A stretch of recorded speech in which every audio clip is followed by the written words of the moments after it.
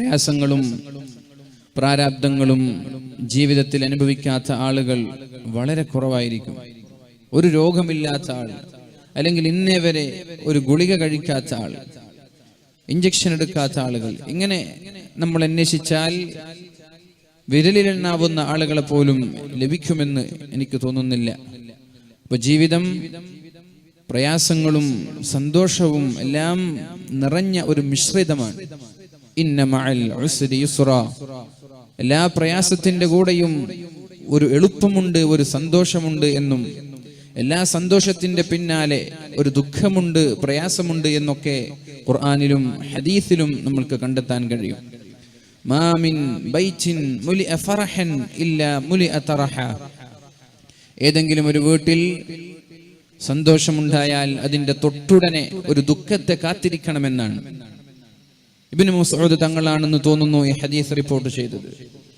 മാ മിൻ ബൈത്തിൻ മുലിഅ ഫറഹൻ ഇല്ലാ മുലിഅ തറഹ, ഏതെങ്കിലും ഒരു വീട്ടിൽ സന്തോഷമുണ്ടായാൽ, അപ്രതീക്ഷിതമായ ആനന്ദവും ആഹ്ലാദവും വീട്ടിൽ കളിയാടുകയാണെങ്കിൽ അത് കഴിഞ്ഞ് ഒരു ദുഃഖത്തെ നമ്മൾ കാത്തിരിക്കണമെന്നാണ്.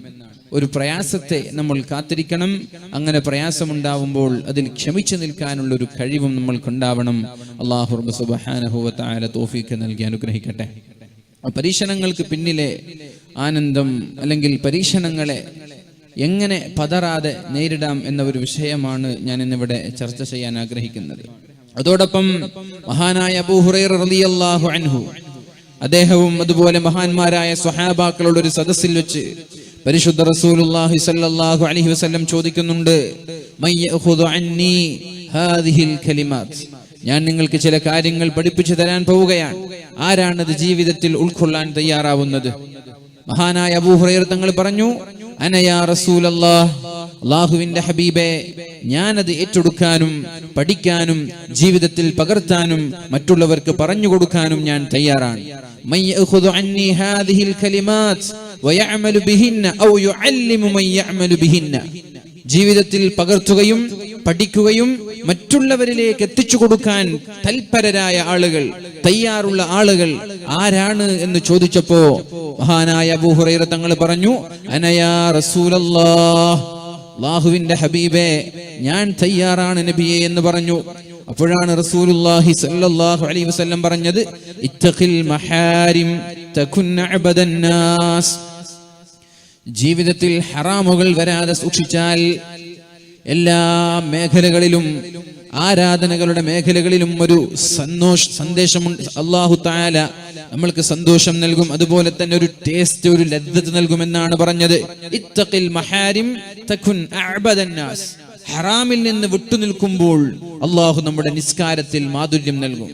ഹറാമിൽ നിന്ന് വിട്ടുനിൽക്കുമ്പോൾ അല്ലാഹു നമ്മുടെ നോമ്പിൽ മാധുര്യം നൽകും. ഹറാമിൽ നിന്ന് വിട്ടുനിൽക്കുമ്പോൾ നമ്മൾക്ക് തഹജ്ജുദ് നിസ്കരിക്കാൻ കഴിയും. ഹറാമിൽ നിന്ന് വിട്ടുനിൽക്കുമ്പോൾ ജമാഅത്തുകൾ കൃത്യമായി നിർവഹിക്കാൻ നമ്മൾക്ക് കഴിയും. ഹറാമിൽ നിന്ന് വിട്ടുനിൽക്കുമ്പോൾ ദിവസവും പരിശുദ്ധ ഖുർആൻ പാരായണം ചെയ്യാൻ നമ്മൾക്ക് കഴിയും. ഹറാമിൽ നിന്ന് വിട്ടുനിൽക്കുമ്പോൾ ദിക്റുകളിൽ അധിഷ്ഠിതമായ ഒരു ജീവിതം മുന്നോട്ട് നയിക്കാൻ നമ്മൾക്ക് കഴിയും. എന്തുകൊണ്ട് നമ്മുടെ നിസ്കാരങ്ങളിൽ നമ്മൾക്ക് മാധുര്യം ലഭിക്കുന്നില്ല? എന്തുകൊണ്ട് നമ്മുടെ നോമ്പുകളിലും രാത്രിയിലുള്ള തഹജ്ജുദ് നിസ്കാരങ്ങളിലും പരിശുദ്ധമായ ഖുർആൻ എടുത്ത് പാരായണം ചെയ്യുമ്പോഴും നമ്മൾക്കൊരു ടേസ്റ്റ് കിട്ടാത്തതിന്റെ കാരണം ജീവിതത്തിൽ ഹറാമുകൾ ഒരുപാട് നമ്മളിൽ സംഭവിക്കുന്നു എന്നുള്ളതാണ്. ജീവിതത്തിൽ ഒരുപാട് ഹറാമുകൾ നമ്മളിൽ സംഭവിക്കുന്നു എന്നതാണ് ഇവിടുത്തെ യാഥാർത്ഥ്യം. അതുകൊണ്ട് ഇത്തഖിൽ മഹാരിം, ഹറാം ജീവിതത്തിലേക്ക് വരാതെ സൂക്ഷിക്കണം. എന്നാൽ തകുൻ അഅബദൻ നാസ്, വളരെ മാധുര്യമുള്ള രീതിയിൽ, വളരെ ഖുശൂഅോടെ, ഭയഭക്തിയോടെ, ഇഖ്ലാസോടുകൂടി എല്ലാ ആരാധനകളും അനുഷ്ഠിക്കാൻ കഴിയുമെന്ന് പരിശുദ്ധ റസൂലുള്ളാഹി സ്വല്ലല്ലാഹു അലൈഹി വസല്ലം. തഹജ്ജുദ് നിസ്കരിക്കാൻ കഴിയാത്തൊരു പരാതി മഹാനായ ഹസനുൽ ബസരി തങ്ങളോട് ഒരാൾ പറയുന്നുണ്ട്, എനിക്ക് തഹജ്ജുദ് നിസ്കരിക്കാൻ കഴിയുന്നില്ല. അപ്പോഴാണ് ഹസനുൽ ബസരി തങ്ങൾ പറഞ്ഞത്, നീ നിന്റെ ജീവിതത്തിൽ ഹറാമുകളും തിന്മകളും ചെയ്യുന്നതുകൊണ്ട്, നീ ചെയ്യുന്ന തിന്മകളാണ് നിന്നെ തഹജ്ജുദ് നിസ്കാരത്തിൽ നിന്ന് തടയുന്നത്. ഇവിടെ കൂടിയിരിക്കുന്ന നമ്മൾക്കൊക്കെ കൃത്യമായി തഹജ്ജുദ് നിസ്കരിക്കണമെന്ന് ആഗ്രഹിക്കുന്നവരാണ്. നന്നാവണം എന്നാഗ്രഹമില്ലാത്ത ഒരാളും നമ്മളിൽ ഉണ്ടാവില്ല. നന്നാവണം, എനിക്ക് തഹജ്ജുദ് നിസ്കരിക്കണം, സുബ്ഹിക്ക് ജമാഅത്തിന് പള്ളിയിൽ പോകണം എന്നൊക്കെ ആഗ്രഹിച്ച് കിടന്നുറങ്ങുന്ന ആളുകൾക്ക് വരെ തഹജ്ജുദ് നിസ്കരിക്കാൻ കഴിയാറില്ല. പലപ്പോഴും സുബ്ഹി നിസ്കാരങ്ങൾ ജമാഅത്ത് പോയി അദാ ആയി നിർവഹിക്കാൻ പോലും കഴിയാറില്ല. അതിന്റെ പിന്നിലുള്ള കാരണം നമ്മൾ കണ്ടെത്തുകയാണെങ്കിൽ ഹറാമുകൾ ജീവിതത്തിൽ വരുന്നതാണ് എന്ന് നമ്മൾക്ക് മനസ്സിലാക്കാൻ കഴിയും. തെറ്റുകൾ വരുന്നതിനനുസരിച്ച് അള്ളാഹു നമ്മൾക്ക് നൽകേണ്ട റിസ്ഖുകളെ തടയുമെന്നാണ്. തെറ്റുകൾ ജീവിതത്തിൽ വരുന്നതിനനുസരിച്ച് അള്ളാഹുവിലേക്ക് അടുക്കാനുള്ള വഴികൾ അടഞ്ഞു പോകുമെന്നാണ്. അതുകൊണ്ട് കഴിവിന്റെ പരമാവധി ഹറാമുകൾ ജീവിതത്തിൽ വരാതെ, ഇനി ഹറാമുകൾ വന്നാൽ തന്നെ ഉടനെ തന്നെ തൗബ ചെയ്ത് അള്ളാഹുവിനോട് മാപ്പ് ചോദിച്ച് അള്ളാഹുവിലേക്ക് തൗബ ചെയ്ത് പശ്ചാത്തപിച്ച് മടങ്ങി അള്ളാഹുവിന്റെ അടുപ്പക്കാരനായി മാറാൻ നമ്മൾ ശ്രമിക്കണം. അള്ളാഹു റബ്ബ് സുബ്ഹാനഹു വ തആല തൗഫീഖ് നൽകട്ടെ. രണ്ടാമത്തെ വിഷയം, മഹാനായ അബൂ ഹുറൈറ തങ്ങളോട് അല്ലാഹുവിന്റെ ഹബീബായ റസൂലുള്ളാഹി സ്വല്ലല്ലാഹു അലൈഹി വസല്ലം പറയുന്നുണ്ട്, വർള ബിമാ ഖസമല്ലാഹു ലക തകുൻ അഗ്നൻ നാസ്. അബൂ ഹുറൈറ, വർള ബിമാ ഖസമല്ലാഹു ലക, അല്ലാഹു നിങ്ങൾക്ക് എന്ത് തന്നാലും അതിനെ തൃപ്തിപ്പെടണം, അൽഹംദുലില്ലാ എന്ന് പറയാൻ കഴിയണം. വർള ബിമാ ഖസമല്ലാഹു ലക തകുൻ അഗ്നൻ നാസ്. നാട്ടിലെ ഏറ്റവും വലിയ കോടീശ്വരനായി, നാട്ടിലെ ഏറ്റവും വലിയ മുതലാളിയായി മാറാൻ നിനക്ക് കഴിയുമെന്ന് പരിശുദ്ധ റസൂലുള്ളാഹി സ്വല്ലല്ലാഹു അലൈഹി വസല്ലം. എങ്ങനെയാണ് ഒരാളുടെ സമ്പത്ത്, കോടീശ്വരനാണോ മുതലാളിയാണോ ധനികനാണോ എന്ന് എങ്ങനെയാണ് വിലയിരുത്തുന്നത്? അയാളുടെ മാനസികമായ ആ ഒരു സംതൃപ്തി നോക്കിയിട്ടാണ് അയാൾ മുതലാളിയാണോ ദരിദ്രനാണോ എന്ന് വിലയിരുത്തുന്നത്. എത്ര കിട്ടിയാലും തികയാത്തവരുണ്ടാകും. അല്ലെങ്കിലും സമ്പത്ത് കിട്ടി തികഞ്ഞവർ ലോകത്താരെങ്കിലും ഉണ്ടോ? സമ്പത്ത് കിട്ടി തികഞ്ഞവർ ലോകത്താരെങ്കിലും ഉണ്ടോ? നമ്മൾക്ക് നമ്മുടെ കുടുംബത്തിനും ജീവിക്കാനുള്ള, അല്ലെങ്കിൽ ഇനി 2 തലമുറയോളം ജീവിക്കാനുള്ള സമ്പത്തുണ്ടെങ്കിലും നമ്മുടെ നാടിൽ ആരെങ്കിലും കച്ചവടവും ബിസിനസ്സും നിർത്തി ഞാനിനി ഒന്ന് പള്ളിയിൽ കൂടട്ടെ എന്ന് പറഞ്ഞ് സമ്പാദിക്കുന്നത് നിർത്താറുണ്ടോ? 100 ഔട്ട്ലെറ്റുകളും 100 ഷോറൂമുകളും 100 മാളുകളുമൊക്കെ നമ്മുടെ നാടുകളിൽ വ്യക്തികൾ തുടങ്ങിക്കൊണ്ടിരിക്കുന്ന സാഹചര്യം. ഒരു മാള് മതി തലമുറയോളം തിന്ന് ജീവിക്കാനും തലമുറയ്ക്ക് സാമ്പത്തികമായി അനന്തരാവകാശം ബാക്കി വെക്കാനും. എന്നാലും ആളുകൾ സമ്പത്ത് കിട്ടി എനിക്ക് മതി എന്ന് പറഞ്ഞ് നിർത്തിവെക്കുന്നത്, കച്ചവടം നിർത്തുന്നത് ഇന്ന് വരെ നമ്മൾ കണ്ടിട്ടില്ല. ഏതായാലും നമ്മുടെ നാട്ടിൽ ഒരു മുതലാളി എന്ന് പറയുന്നത് വർള ബിമാ ഖസമല്ലാഹു ലക, അല്ലാഹു എന്ത് തന്നാലും അതൊരു തലവേദനയാണെങ്കിലും ശരി, ക്യാൻസർ ആണെങ്കിലും ശരി, അള്ളാഹു നൽകുന്നത് സാമ്പത്തികമായ ബാധ്യതകളാണെങ്കിലും ശരി, കുടുംബങ്ങളിലെ പ്രശ്നങ്ങളാണെങ്കിലും ശരി, ഏത് വിഷയം നമ്മൾക്ക് സഹിക്കാൻ കഴിയാത്ത ഏത് വിഷയം അള്ളാഹു തന്നാലും അൽഹംദുലില്ലാ, ഇതെന്റെ റബ്ബിന്റെ തീരുമാനമല്ലേ എന്ന് പറഞ്ഞ് തൃപ്തിപ്പെടാനുള്ളൊരു സന്മനസ്. വർള ബിമാ ഖസമല്ലാഹു ലക തകുൻ അഗ്നൻ നാസ്. മഹാനായ അബൂദർ തങ്ങളോട് അല്ലാഹുവിന്റെ ഹബീബ് ചോദിക്കുന്നുണ്ട്, യാ അബൂദർ, അബൂദറേ, നിങ്ങൾക്ക് തോന്നുന്നുണ്ടോ അതദറൂന മൽ ഗിന, എന്താണ് സമ്പന്നത എന്ന് പറഞ്ഞാൽ എന്താണ്, ഐശ്വര്യം എന്ന് പറഞ്ഞാൽ എന്താണ്? അബൂദർ തങ്ങളോട് അല്ലാഹുവിന്റെ ഹബീബ് ചോദിക്കുമ്പോൾ അബൂദർ തങ്ങൾ പറഞ്ഞത്, അല്ലാഹുവേ, സമ്പത്ത് എന്ന് പറഞ്ഞാൽ, ഐശ്വര്യവാൻ എന്ന് പറഞ്ഞാൽ, മുതലാളി എന്ന് പറഞ്ഞാൽ ഒരുപാട് സമ്പത്തുള്ളവർ, ഒരുപാട് കച്ചവട സാമഗ്രികളുള്ളവർ, സ്വത്തുകളുള്ളവർ, അങ്ങനെ ബിസിനസ് മേഖലകളിൽ സജീവ സാന്നിധ്യമായി അറിയപ്പെടുന്ന പ്രമാണികളായ പണക്കാരാണ്, ദിർഹമുകളും ദീനാറുകളും ഉള്ളവരാണ്, നോട്ടുകെട്ടുകളുള്ളവരാണ്.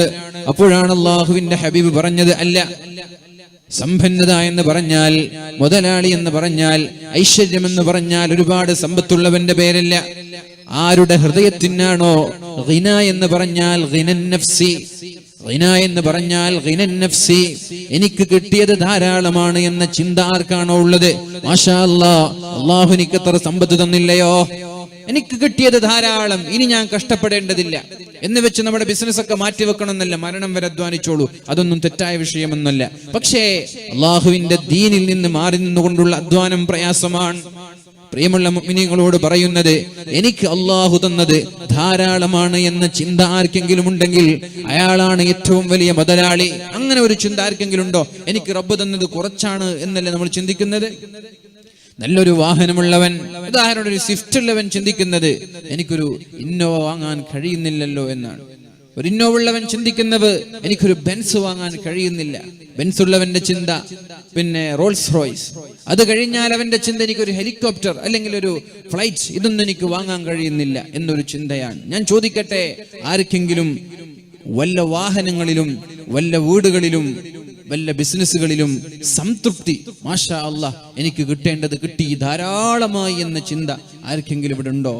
ഒരു വണ്ടി ഇറങ്ങിയാൽ നമ്മളത് വാങ്ങിക്കുന്നു, അതിൽ നമ്മൾ സംതൃപ്തരാവാതെ ഒരു 2 വർഷം കഴിയുമ്പോൾ ന്യൂ വേർഷൻ അല്ലെങ്കിൽ പുതിയ വാഹനങ്ങൾ വരുമ്പോൾ അതും കൂടി നമ്മൾ വാങ്ങിക്കുന്നു. എന്തുകൊണ്ട്? നമ്മൾക്ക് തൃപ്തിയാവാത്തത് കൊണ്ടാണ്. അതൊന്നും തെറ്റാണെന്ന് അല്ല ഞാൻ പറയുന്നത്. പ്രിയമുള്ളവരെ, നമ്മുടെ ജീവിതത്തിൽ സന്തോഷവും സമാധാനവും മരണം വരെ നിലനിൽക്കണമെന്ന് ആഗ്രഹിക്കുന്നവർ അല്ലാഹു എന്ത് തന്നാലും അതൊരു പക്ഷേ പരീക്ഷണങ്ങളാവാം, പ്രയാസമാവാം, പ്രാരാബ്ദങ്ങളും ദുരിതങ്ങളുമാവാം, അൽഹംദുലില്ലാ എന്ന് പറയാനുള്ള ആ ഒരു സന്മനസ്സ് നമ്മൾക്കുണ്ടാവണം. അല്ലാഹു റബ്ബ് സുബ്ഹാനഹു വ തആല തൗഫീഖ് നൽകട്ടെ. മഹാനായ ഉർവത്ത് ഇബ്നു സുബൈർ തങ്ങളുടെ ചരിത്രം നമ്മൾ കേട്ടതാണ്, ഞാൻ വിശദീകരിക്കുന്നില്ല. ഉർവത്ത് ഇബ്നു സുബൈർ തങ്ങൾ ഒരു യാത്ര കഴിഞ്ഞ് തിരിച്ചു വരുമ്പോഴാണ് കാലിന് അസഹനീയമായ വേദന തോന്നുന്നത്. കാലിന് സഹിക്കാൻ കഴിയാത്തൊരു വേദന വന്നു. കാല് മുറിച്ചു മാറ്റാൻ പറഞ്ഞു. അദ്ദേഹം കാല് മുറിച്ചു മാറ്റാൻ സമ്മതം കൊടുത്തു. എങ്ങനെയാണ് മുറിച്ചു മാറ്റേണ്ടത്? ഞാൻ സുജൂദിൽ കിടക്കുന്ന സമയം നിശ്ചലനായി ഞാനിരിക്കും. ഞാൻ എങ്ങും പരിസരബോധമില്ലാതെ ശ്രദ്ധയില്ലാതെ സുജൂദിൽ നിശ്ചലനായി ഞാൻ ഇരിക്കുന്നത് കണ്ടാൽ നിങ്ങൾ എന്റെ കാല് മുറിച്ചോളൂ എന്ന് പറഞ്ഞു. അങ്ങനെ നമ്മൾ കേട്ട ചരിത്രമാണ്. അദ്ദേഹത്തിന്റെ കാല് മുറിച്ചു മാറ്റുന്നുണ്ട്. കാല് മുറിച്ചു മാറ്റുന്ന സമയം അദ്ദേഹം പറഞ്ഞൊരു ദിക്റുണ്ട്, റളീനാ ബില്ലാഹി റബ്ബൻ വബിൽ ഇസ്ലാമി ദീനൻ വബിമുഹമ്മദിൻ നബിയ്യാ. അല്ലാഹുവേ, റളീനാ ബില്ലാഹി റബ്ബൻ, അല്ലാഹുവേ നിന്റെ തീരുമാനം ഞാൻ അംഗീകരിക്കുന്നു റബ്ബേ. അല്ലാഹുവേ, നിന്നോട് എനിക്ക് ഇഷ്ടമാണ്. നിന്റെ ഏത് തീരുമാനത്തിലും ഞാൻ തൃപ്തനാണ് റബ്ബേ. വബിൽ ഇസ്ലാമി ദീനൻ, നിന്റെ ഇസ്ലാം, എന്റെ ഇസ്ലാമിൽ ഞാൻ തൃപ്തനാണ്. വബി മുഹമ്മദിൻ നബിയ്യ, എന്റെ ഹബീബിനോടും എനിക്ക് ഇഷ്ടമാണ് എന്നുള്ള റളീനാ ബില്ലാഹി റബ്ബൻ വബിൽ ഇസ്ലാമി ദീനൻ വബി മുഹമ്മദിൻ നബിയ്യ എന്ന് പറഞ്ഞുകൊണ്ടാണ് സുജൂദിൽ ബോധം കെട്ട് വീണത്. ആ അബോധാവസ്ഥയിലാണ് അദ്ദേഹത്തിന്റെ ഒരു മകനെ യാത്രയിലുള്ള ഒരു കഴുത തന്റെ പുറത്തു നിന്ന് തട്ടിമാറ്റി ചവിട്ടിക്കൊല്ലുന്നത്. 7 മക്കളാണ് ഉർവത്ത് ഇബ്നു സുബൈർ തങ്ങൾക്കുണ്ടായിരുന്നത്. അതിലൊരാളെ ചവിട്ടിക്കുന്നു. അബോധാവസ്ഥയിലായ ഉർവത്ത് ഇബ്നു സുബൈർ തങ്ങളോട് ഇത് എങ്ങനെ പറയണമെന്ന് ഇവർക്കറിയുന്നില്ല. കാല് മുറിച്ചു മാറ്റി അതിന്റെ വിഷമം മാറുന്നതിന് മുമ്പേ ഒരു കുഞ്ഞിനെയും നഷ്ടപ്പെടുകയാണ്. എങ്ങനെയാണ് ഈ വിഷമം സഹിക്കുക? എങ്ങനെയാണ് ഇത് പറയുക എന്ന് ധൈര്യമില്ല. എന്നാലും ഒരാൾ ആർജവത്തോടെ പറഞ്ഞു, നിങ്ങളുടെ ഒരു മകനെ ഇതാ നിങ്ങളുടെ ഒട്ടകം, നിങ്ങളുടെ കഴുത കുത്തിക്കൊന്നിരിക്കുകയാണ്, ചവിട്ടിക്കൊന്നിരിക്കുകയാണ്. ഇത് കേൾക്കേണ്ട താമസം. അൽഹംദുലില്ലാഹ്, അല്ലാഹുവേ നിനക്ക് സർവസ്തുതിയും എന്ന് പറഞ്ഞ ഉർവത്ത് ഇബ്നു സുബൈർ തങ്ങളുടെ ജീവിതത്തിലെ മാതൃകയാണ് നമ്മുടെ ജീവിതത്തിലും നമ്മൾ കൊണ്ടു നടക്കേണ്ടത്. അൽഹംദുലില്ലാഹ്, അല്ലാഹുവേ നിനക്കാണ് സർവസ്തുതിയും. അല്ലദീ അഅതാനി അർബഅത അത്റാഫ്, 4 അവയവങ്ങളല്ലേ നീ എനിക്ക് തന്നത്. 4 അവയവങ്ങൾ നീ എനിക്ക് തന്നു. 2 കാലുകൾ, 2 കൈകളും എനിക്ക് തന്നു. ഒന്നല്ലേ നീ കൊണ്ടുപോയത്. വഅബ്ഖൈതനി 3, 3 അവയവങ്ങൾ എനിക്ക് മാറ്റിവെച്ചില്ലയോ റബ്ബേ. അൽഹംദുലില്ലാഹ്, 2 കാലുകളില്ലാത്തവരുണ്ട്, 2 കാലും 2 കൈകളും ഇല്ലാത്തവരുണ്ട്, 2 കൈകളില്ലാത്തവരുണ്ട്, നടക്കാൻ കഴിയാത്തവർ, ഇരിക്കാൻ കഴിയാത്തവർ, അങ്ങനെ ജീവിതത്തിൽ പ്രയാസങ്ങൾ മാത്രം തിന്ന് ജീവിക്കുന്ന ആയിരക്കണക്കിന് ആളുകൾ ഉണ്ടാകുമ്പോൾ അല്ലാഹുവേ നീ എന്റെ ഒരു കാലല്ലയോ കൊണ്ടുപോയത്. അൽഹംദുലില്ലാഹ്. പിന്നെ മകന്റെ വിഷയം അറിഞ്ഞു. അപ്പോഴാണ് പറഞ്ഞത് അൽഹംദുലില്ലാഹില്ലദീ അഅതാനി 7 മക്കളെ അല്ലാഹുവേ നീ എനിക്ക് തന്നില്ലയോ. അതിലൊന്നല്ലേ നീ കൊണ്ടുപോയത്. 6 നീ ബാക്കി വെച്ചില്ലയോ റബ്ബേ. അബ്ഖൈതനി 6 മക്കളെ നീ ബാക്കി വെച്ചില്ലയോ. ഒന്നല്ലേ നീ കൊണ്ടുപോയത് എന്ന് അല്ലാഹുവിന്റെ ഹബീബിന്റെ കുടുംബക്കാരനാണ് മഹാനായ ഉർവത്ത് ഇബ്നു സുബൈർ തങ്ങൾ. ആ ഉർവത്ത് ഇബ്നു സുബൈർ തങ്ങൾ പറയുന്നുണ്ട്, ഞാൻ പറഞ്ഞു വരുന്നത് പ്രയാസങ്ങളില്ലാത്തവരാരാണ്? മക്കള് മരിച്ചു പോയേക്കാം, കാലുകൾ മുറിഞ്ഞു പോയേക്കാം, ക്യാൻസർ ബാധിച്ച്, അതുപോലെ തന്നെ ഷുഗർ ബാധിച്ച് ഡയാലിസിസ് ചെയ്യേണ്ടി വരുന്നവരുണ്ട്, ഹൃദയം മാറ്റിവെക്കേണ്ടി വരുന്നവർ, കിഡ്നി മാറ്റിവെക്കേണ്ടി വരുന്നവർ, ഇങ്ങനെ വ്യത്യസ്തമായ രോഗങ്ങൾ കൊണ്ട് പരീക്ഷിക്കപ്പെടുന്നവർ തളരല്ല, ഒരിക്കലും പതറല്ല. അള്ളാഹുവിന്റെ തീരുമാനമാണത്.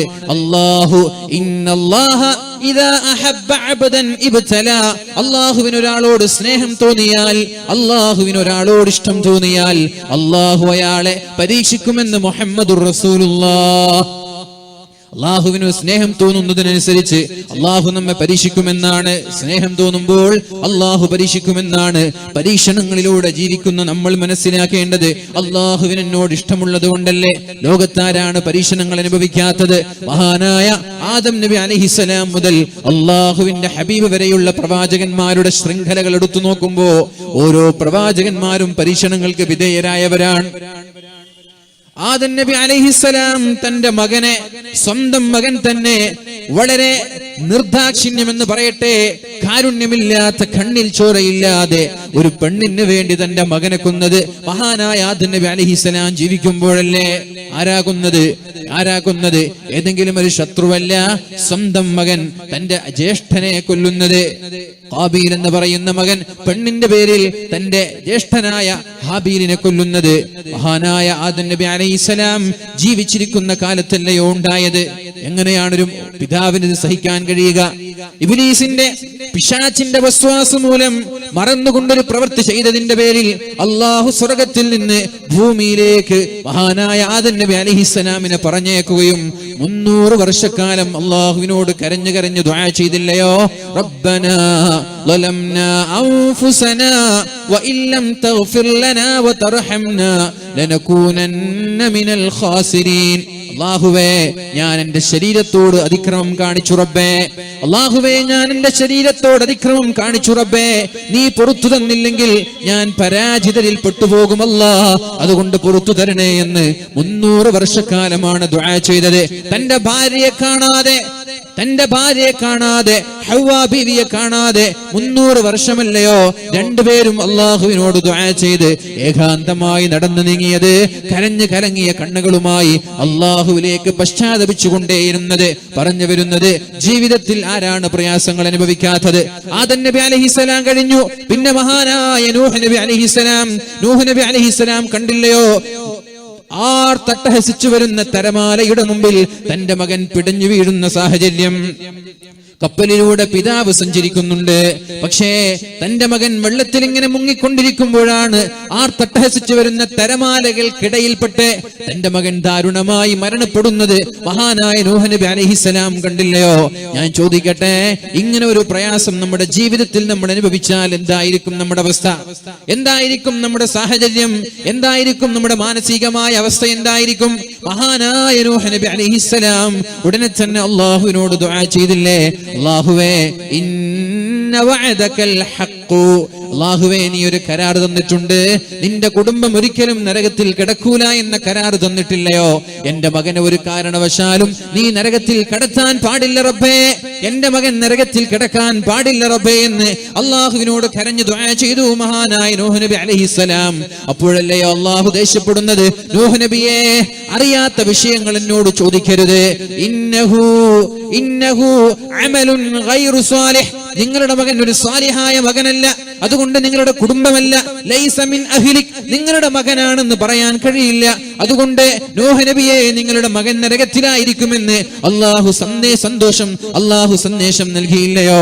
മഹാനായ നൂഹ് നബി അലൈഹിസ്സലാമിന് ആരാണ് ജീവിതത്തിൽ പ്രയാസങ്ങൾ അനുഭവിക്കാത്തത്? മഹാനായ ഇബ്രാഹിം നബി അലൈഹിസ്സലാമിനെ കത്തിജ്വലിച്ചുകൊണ്ടിരിക്കുന്ന തീക്കുണ്ടാരത്തിലേക്ക് വലിച്ചെറിഞ്ഞപ്പോ യാതൊരു മടിയുമില്ലാതെയല്ലയോ അതിലേക്ക് ചാടാൻ ഇബ്രാഹിം നബി തയ്യാറായത്? അതിനേക്കാളും വലിയ പരീക്ഷണമല്ലയോ 100 വർഷക്കാലം മഹാനായ ഇബ്രാഹിം നബി അലൈഹിസ്സലാം അല്ലാഹുവിനോട് ദുആ ചെയ്തത്?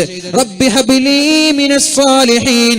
അല്ലാഹുവേ, സാലിഹായ ഒരു കുഞ്ഞിനെ താ അല്ലാഹ്, സാലിഹായ ഒരു കുഞ്ഞിനെ താ അല്ലാഹ്. റബ്ബി ഹബ്ലി മിനസ് സാലിഹീൻ.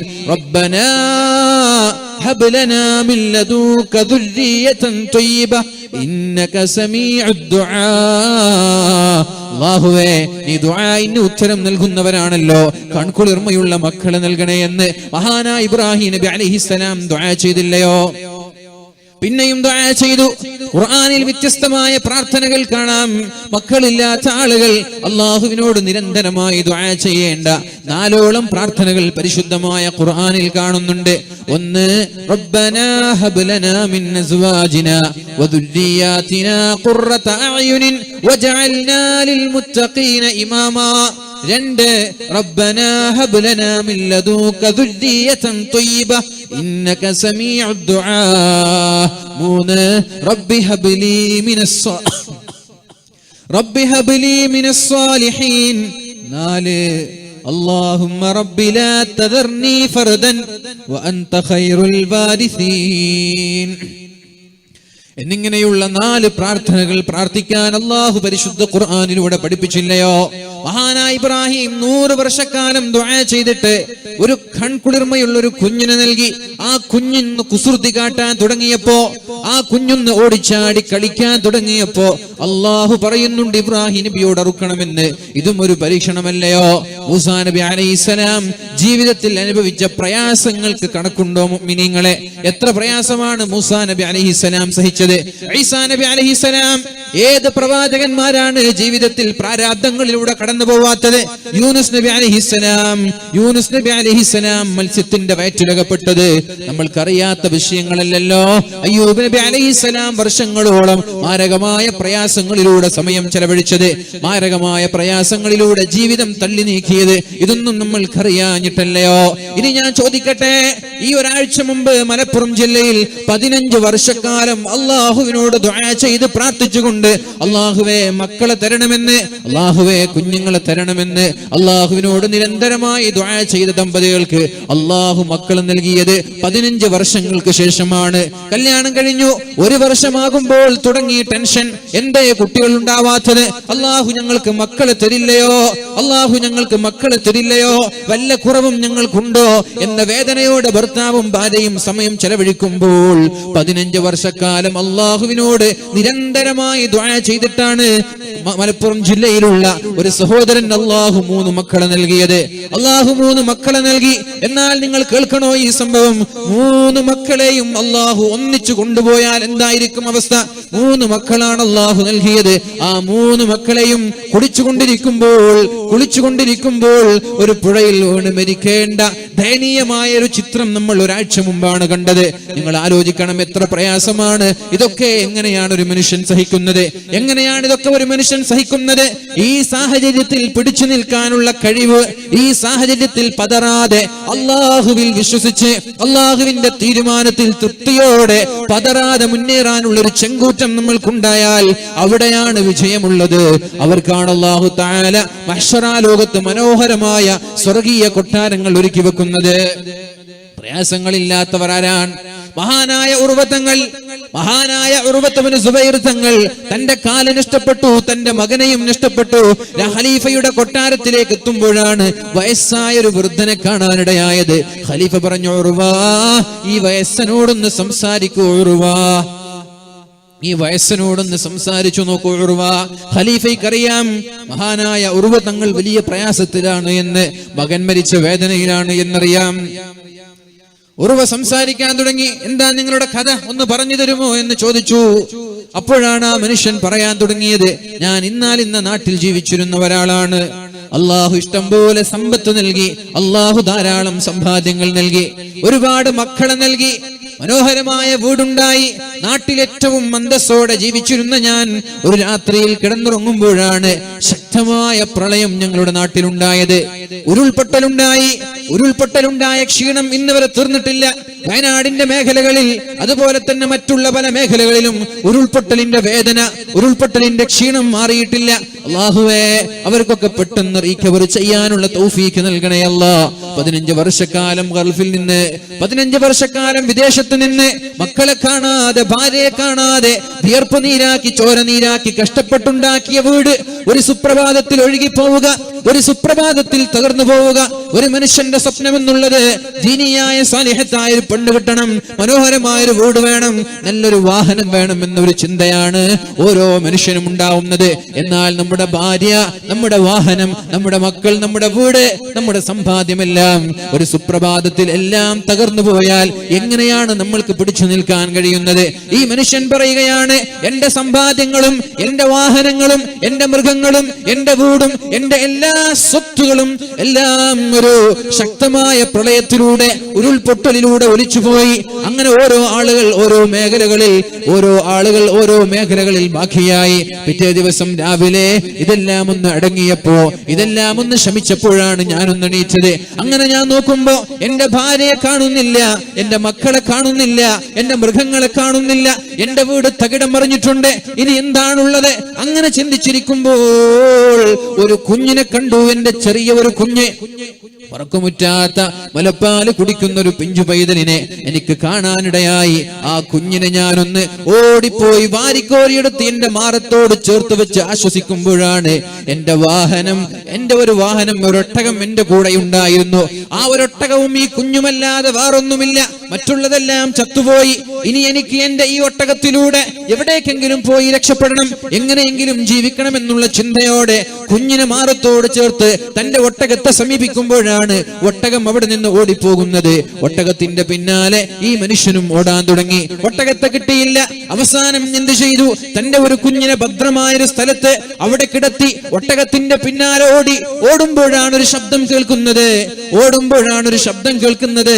ആ ശബ്ദം കേട്ട് തിരിഞ്ഞു നോക്കിയപ്പോൾ തന്റെ പറക്കുമുറ്റാത്ത, എട്ടും പൊട്ടും തിരിയാത്ത പിഞ്ചു പൈതലിനെ ഒരു ചെന്നായ കടിച്ചു വരിച്ചു കൊണ്ടുപോവുകയാണ്.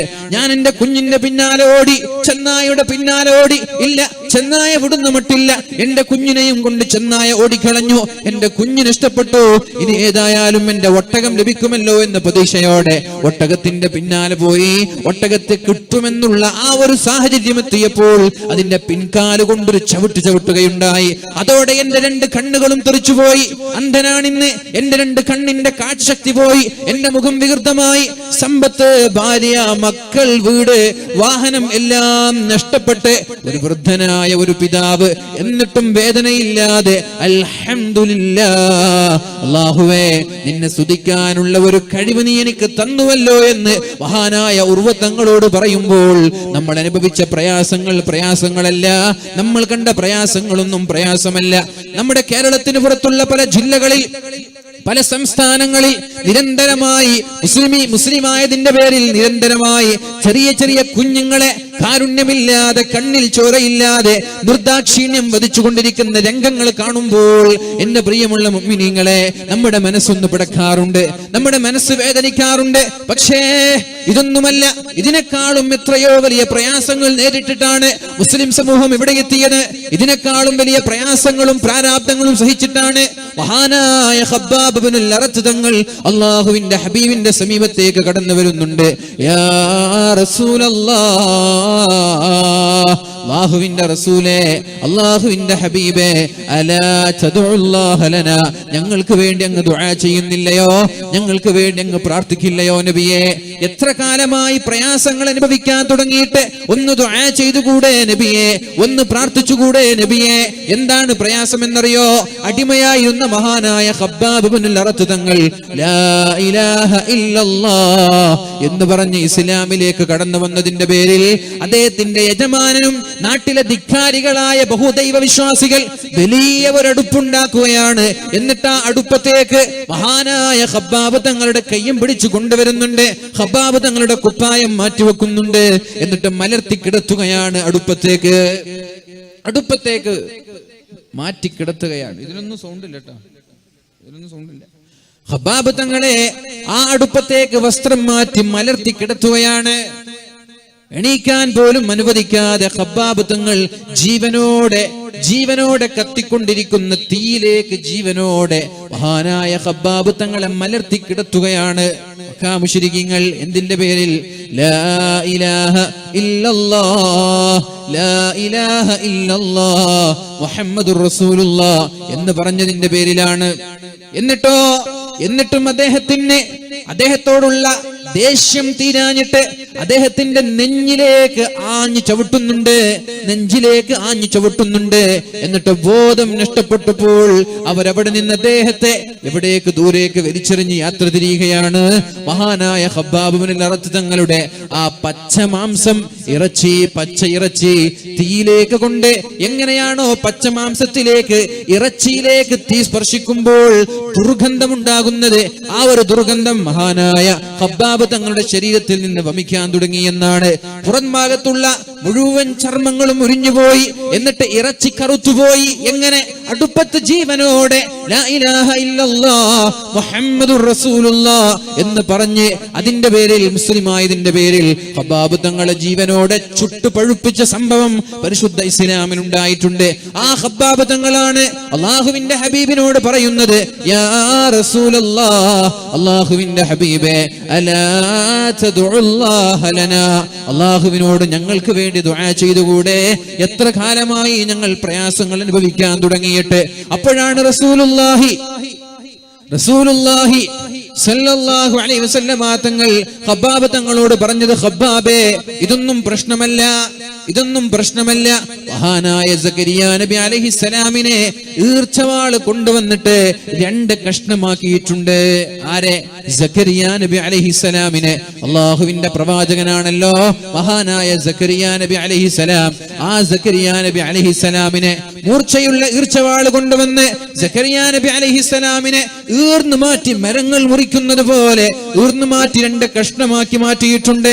അപ്പൊ ഇതൊക്കെ പ്രയാസമാണോ ഖബ്ബാബ്? പറയൂ, ഇതൊന്നും പ്രയാസമല്ല. എന്നാൽ മഹാനായ യഹ്യാ നബി അലൈഹിസ്സലാമിനെ കഴുത്തറുത്തു കൊന്നിട്ടുണ്ട് ബനൂ ഇസ്രായേലുകാർ. എന്തിനെന്നറിയോ? വ്യഭിചാരികൾക്കെതിരെ പ്രഭാഷണം നടത്തിയതിന്റെ പേരിൽ, വ്യഭിചരിക്കരുത് എന്ന് പറഞ്ഞതിന്റെ പേരിൽ, നിങ്ങൾ ഇവിടെ അനാശാസ്യം നടത്തരുത് എന്ന് പറഞ്ഞതിന്റെ പേരിൽ, തോന്നിവാസം നടത്തരുത് എന്ന് പറഞ്ഞതിന്റെ പേരിൽ മഹാനായ യഹ്യാ നബി അലൈഹിസ്സലാമിന്റെ കഴുത്തറുത്ത് വധിക്കുകയാണ് ചെയ്തത്. എന്നിട്ട് അല്ലാഹുവിന്റെ ഹബീബായ റസൂലുള്ളാഹി സല്ലല്ലാഹു അലൈഹി വസല്ലമ തങ്ങൾ മഹാനായ ഖബ്ബാബ് റളിയല്ലാഹു അൻഹുവിനോട് ഒരു ആയത്ത് ഓതി കൊടുക്കുകയാണ്. അം ഹസിബതും തദ്ഖുലുൽ ജന്ന വലമ്മാ യഅതികും മസലുൽ ലദീന ഖലൗ മിൻ ഖബ്ലികും മസ്സതുഹുമുൽ ബഅസാഉ വല്ലറാ وزلزلوا حتى يقول الرسول والذين آمنوا معه متى نصر الله. ഖബ്ബാബേ, വളരെ എളുപ്പത്തിൽ സ്വർഗത്തിലേക്ക് പോവാൻ സാധിക്കുമെന്ന് വിചാരിച്ചോ ഖബ്ബാബേ? സ്വർഗമെന്ന് പറഞ്ഞാൽ എന്താ വിചാരിച്ചത്? വീട്ടിലേക്ക് കയറിപ്പോകുന്നത് പോലെ, പള്ളിയിലേക്ക് കയറിപ്പോകുന്നത് പോലെ വളരെ എളുപ്പത്തിൽ സ്വർഗം കിട്ടുമെന്ന് വിചാരിച്ചോ? അം ഹസിബതും, നിങ്ങൾക്ക് തോന്നുന്നുണ്ടോ? തദ്ഖുലുൽ ജന്ന, അല്ലാഹുവിന്റെ സ്വർഗത്തിലേക്ക് പ്രവേശിക്കാമെന്ന് നിങ്ങൾക്ക് തോന്നുന്നുണ്ടോ?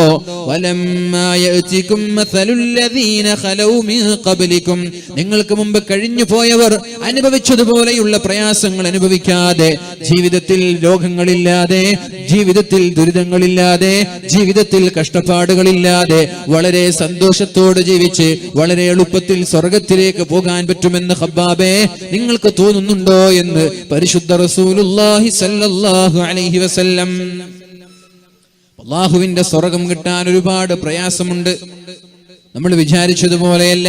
ഇസ്ലാമിക ചരിത്രത്തിൽ അല്ലാഹുവിന്റെ ഹബീബ് സല്ലല്ലാഹു അലൈഹി വസല്ലം ജീവിതത്തിൽ അനുഭവിച്ചതുപോലെയുള്ള പ്രയാസങ്ങൾ നമ്മൾ എപ്പോഴെങ്കിലും അനുഭവിച്ചിട്ടുണ്ടോ മുഅ്മിനീങ്ങളെ? എപ്പോഴെങ്കിലും നമ്മൾ അനുഭവിച്ചിട്ടുണ്ടോ? അല്ലാഹു നൽകിയ മക്കൾ, എല്ലാ മക്കളെയും ജീവിതത്തിൽ, എല്ലാ മക്കളുടെയും മരണം അല്ലാഹുവിന്റെ ഹബീബ് ജീവിതത്തിൽ കണ്ടില്ലയോ? നമ്മൾ ആലോചിക്കണേ. അല്ലാഹു നമ്മൾക്കൊരു 10 മക്കളെ നൽകിയാൽ അതിൽ 9 മക്കളും നമ്മുടെ കൺമുന്നിൽ വെച്ച് മരിച്ചു പോകുന്നത് എങ്ങനെയാണ് നമ്മൾക്ക് ഉൾക്കൊള്ളാൻ കഴിയുന്നത്? ഫാത്തിമ ബീവിയല്ലാത്ത എല്ലാ മക്കളും അല്ലാഹുവിന്റെ ഹബീബിന്റെ കൺമുന്നിൽ വെച്ച് മരിച്ചു പോയവരല്ലയോ? മഹാനായ ഇബ്രാഹിം എന്ന് പറയുന്ന അല്ലാഹുവിന്റെ ഹബീബിന്റെ 18 മാസം പ്രായമുള്ള 16 മാസം പ്രായമുള്ള ആ ചെറിയ കുഞ്ഞ് ലോകത്തോട് വിട പറഞ്ഞു പോയപ്പോഴല്ലയോ അല്ലാഹുവിന്റെ ഹബീബിന്റെ കൺതടങ്ങളിൽ നിന്ന് കണ്ണുനീർ തുള്ളികൾ ധാരധാരയായുറ്റിയത്? അപ്പോഴൊരു സഹാബി ചോദിച്ചു, ലിമ തബ്കീ യാ റസൂലല്ലാഹ്, അല്ലാഹുവേ നിങ്ങൾ കരയുകയാണോ? കരയാൻ പാടില്ല എന്ന് അല്ലാഹു പറഞ്ഞിട്ടില്ലയോ? നബിയെ നിങ്ങൾ കരയുകയാണോ? ആരാ മരിച്ചുപോയത്? നബി തങ്ങളുടെ 1.5 വയസ്സ് മാത്രം പ്രായമുള്ള പിഞ്ചു കുഞ്ഞ്, മഹാനായ ഇബ്രാഹിം എന്ന് പറയുന്ന കുഞ്ഞ് തന്റെ മടിത്തട്ടിൽ കിടന്ന് പിടഞ്ഞു മരിച്ചപ്പോ അള്ളാഹുവിന്റെ ഹബീബിന്റെ കൺതടങ്ങളിൽ നിന്ന് കണ്ണുനീർ തുള്ളികൾ ധാരധാരയായി ഒഴുകി. അപ്പോൾ ചോദിച്ചു, നബിയെ കരയാൻ പാടുണ്ടോ? നബിയെ കരയാൻ പാടുണ്ടോ? നബിയെ കരയല്ലേ എന്നല്ലേ ഇസ്ലാം പഠിപ്പിച്ചത്? അപ്പോഴാണ് റസൂലുള്ളാഹി തങ്ങൾ പറഞ്ഞത്, ഇതല്ല അള്ളാഹു നിരോധിച്ചത്. ഈ കരച്ചിൽ അള്ളാഹു നിരോധിച്ചിട്ടില്ല. ഉപ്പ മരിച്ചുപോയാൽ, ഉമ്മ മരിച്ചുപോയാൽ, ജ്യേഷ്ഠന്മാർ, കുടുംബക്കാർ, നമ്മളുമായി ബന്ധമുള്ള ചങ്ങാതിമാർ, ഇങ്ങനെയൊക്കെ ആളുകൾ മരിച്ചുപോയാൽ സ്വാഭാവികമായും കാരുണ്യമുള്ളവന്റെ ഹൃദയത്തിൽ നിന്ന്, കാരുണ്യമുള്ളവന്റെ കണ്ണിൽ നിന്ന് കണ്ണുനീർ തുള്ളികൾ ഉറ്റിപ്പോകും മോനെ, ഉറ്റിപ്പോകും സ്വഹാബി എന്ന് അള്ളാഹുവിന്റെ ഹബീബായ റസൂലുള്ളാഹി സ്വല്ലല്ലാഹു അലൈഹി വസല്ലം ആ സ്വഹാബിക്ക് മറുപടി കൊടുക്കുകയാണ്. എന്നാൽ ഉപ്പ മരിച്ചു എന്നറിയുമ്പോഴേക്കും കരയാൻ വേണ്ടി ആളുകളെ ഏൽപ്പിക്കരുത്, കരയാൻ വേണ്ടി ആളുകളെ ഏൽപ്പിക്കരുത്. ഉപ്പയുടെ മഹത്വം പറഞ്ഞ്, ഉപ്പയുടെ പഴയകാല പ്രതാപം പറഞ്ഞിട്ട് കരയാൻ വേണ്ടി ആളുകളെ നിയോഗിക്കുക. എന്നിട്ട് മുടിയെല്ലാം പിരിച്ചുവിട്ട് ഒച്ചത്തിൽ അട്ടഹസിച്ചുകൊണ്ട് വീട്ടിൽ ഇങ്ങനെ കരയുന്നത് ഒരിക്കലും ഇസ്ലാം അനുവദിക്കുന്ന കാര്യമല്ല. ഇസ്ലാം അത് നിരോധിച്ചിരിക്കുകയാണ് എന്ന് പരിശുദ്ധ റസൂലുള്ളാഹി സ്വല്ലല്ലാഹു അലൈഹി വസല്ലം എന്നിട്ട് പറഞ്ഞു, മോനെ നിന്റെ വേർപാടിൽ ഞങ്ങൾ വേദനിക്കുന്നു മോനെ, നിന്റെ വേർപാടിൽ ഞങ്ങൾ വേദനിക്കുകയാണ്.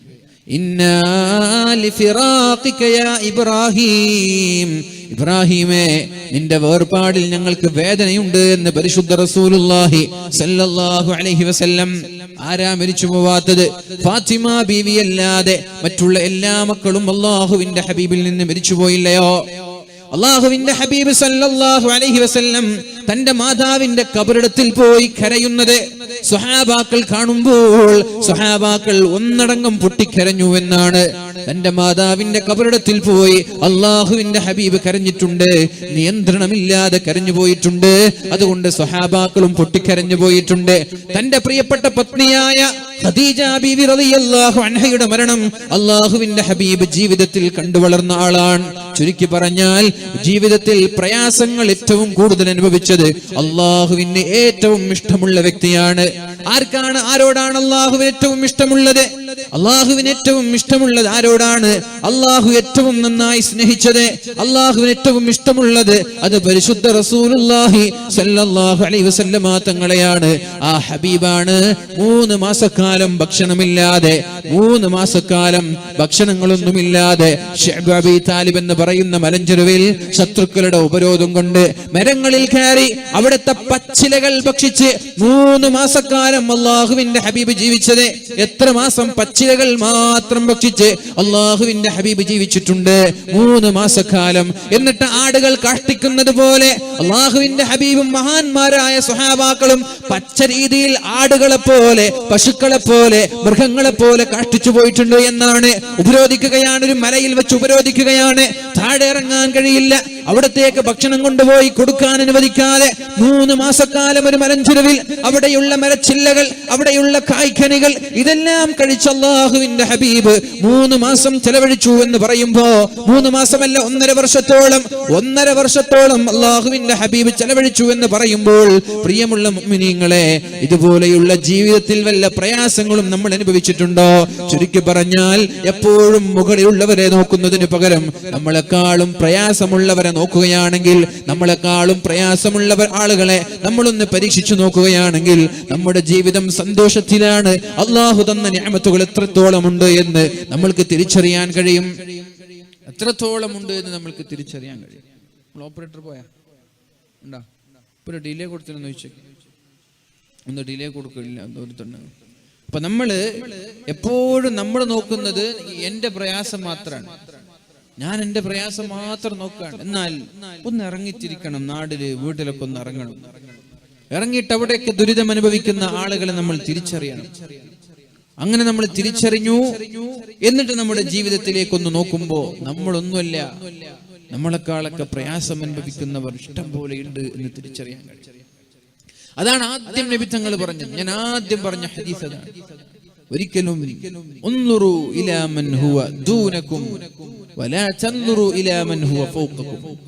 എപ്പോഴും താഴേക്കിടയിലുള്ള ആളുകളെ മാത്രം നോക്കിയാൽ മതി, മുകളിലുള്ളവരിലേക്ക് നോക്കരുത്. എക്കോ അല്ല ഞാൻ ഉദ്ദേശിച്ചത്, താഴേക്കിടയിലുള്ള ആളുകളെ മാത്രം നോക്കിയാൽ മതി, മുകളിലുള്ള ആളുകളെ നോക്കരുത്. അങ്ങ് നോക്കുന്നതിനനുസരിച്ച് ജീവിതത്തിൽ പ്രയാസങ്ങളായിരിക്കും. അതോടൊപ്പം അല്ലാഹു നിങ്ങൾക്ക് എന്ത് തന്നാലും അത് പൈസയാവാം, ദാരിദ്ര്യമാവാം, രോഗമാവാം, പ്രയാസങ്ങളാവാം, എന്ത് തന്നാലും അൽഹംദുലില്ലാ എന്ന് പറയാനുള്ള ആ ഒരു കരുത്ത് നമ്മൾക്ക് കിട്ടണം. അല്ലാഹു നൽകട്ടെ, അല്ലാഹു നമ്മൾക്ക് നൽകട്ടെ. ലോകത്തെ ഏറ്റവും വലിയ 4 സമ്പാദ്യങ്ങൾ ഏതൊക്കെയാണ്? ഒന്ന്, ബദനുൻ അലൽ ബലാഇ സ്വാബിർ, ക്ഷമിക്കാൻ കഴിയുന്നൊരു ശരീരം ഉണ്ടാവണം. 4 സമ്പാദ്യങ്ങൾ അല്ലാഹുവിന്റെ ഹബീബായ മുഹമ്മദുർ റസൂലുള്ളാഹി സ്വല്ലല്ലാഹു അലൈഹി വസല്ലമ തങ്ങൾ പറയുന്നുണ്ട്. ഏതൊക്കെയാണ് ആ സമ്പാദ്യങ്ങൾ? ലിസാനുൻ ദാകിർ, ദിക്ർ ചൊല്ലാനുള്ള നാവ്, എപ്പോഴും ദിക്ർ ചൊല്ലിക്കൊണ്ടിരിക്കുന്ന ഒരു നാവ് നമ്മൾക്കുണ്ടാവണം. ദിക്റിൽ നിന്ന് മാറി നിൽക്കുമ്പോൾ ഖസ്വത്തുൽ ഖൽബ് ഉണ്ടാകുമെന്നാണ്, ഹൃദയത്തിൽ കാഠിന്യമുണ്ടാകും. സംസാരം കൂടുന്നതിനനുസരിച്ച് ഹൃദയം കടുത്തുപോകുമെന്നാണ്. ഖസ്വത്തുൽ ഖൽബ് ഉണ്ടാകും. ലാ തുക്സിറുൽ കലാമ ഫീ ഗൈരി ദിക്രില്ലാഹ്, അല്ലാഹുവിന്റെ ദിക്റിലല്ലാതെ നിങ്ങൾ ഒരുപാട് സംസാരിക്കരുത്. സംസാരിക്കുകയാണെങ്കിൽ, വാ തുറക്കുകയാണെങ്കിൽ ദിക്റിന് വേണ്ടിയേ വായ തുറക്കാൻ പാടുള്ളൂ. വായ തുറക്കുകയാണെങ്കിൽ എന്തെങ്കിലും ഇസ്തിഗ്ഫാർ ചൊല്ലാൻ, ഖുർആൻ ഓതാൻ, ദിക്ർ ചൊല്ലാൻ, അങ്ങനെ ഇതിനു വേണ്ടിയിട്ടല്ലാതെ ഒരിക്കലും വായ തുറക്കാൻ പാടില്ല എന്നാണ്. ലാ തുക്സിറുൽ കലാം, ഇങ്ങനെ സംസാരിച്ചിരിക്കരുത്. ലാ തുക്സിറുൽ കലാം, സംസാരം വർദ്ധിക്കുമ്പോ ഹൃദയം കടുത്തുപോകും. ലാ തുക്സിറുൽ കലാമ ഫീ ഗൈരി ദിക്രില്ലാഹ്, ഒരുപാട് സംസാരിക്കരുത്, ഒരുപാട് സംസാരിക്കരുത്. സംസാരിക്കും തോറും അല്ലാഹുവിൽ നിന്ന് അകലുമെന്നാണ്. ഫഇന്ന ഖസ്വത്തൽ ഖൽബി, ഹൃദയം കടുത്തുപോയാൽ നമ്മൾ അറിയാതെ നമ്മൾ അല്ലാഹുവിൽ നിന്ന് അകന്നു പോകുമെന്നാണ്. അല്ലാഹുവിൽ നിന്ന് അകലും തോറും നരകത്തിലേക്ക് നമ്മൾ അടുക്കുമെന്നാണ്. എന്നിട്ട് മഹാനായ ഈസാ നബി അലൈഹിസ്സലാം പറയുന്നുണ്ട്, നിങ്ങൾ ഒരിക്കലും മറ്റുള്ളവരുടെ കുറ്റവും കുറവും നോക്കി നടക്കരുത്. കഅന്നകും അർബാബ്, നിങ്ങൾ വലിയ അർബാക്കന്മാരെ പോലെ, മുതലാളിമാരെ പോലെ നിങ്ങൾ ഒരിക്കലും മറ്റുള്ളവരുടെ കുറവ് നോക്കരുത് എന്ന് മഹാനായ ഈസാ നബി അലൈഹിസ്സലാം പറയുന്നുണ്ട്.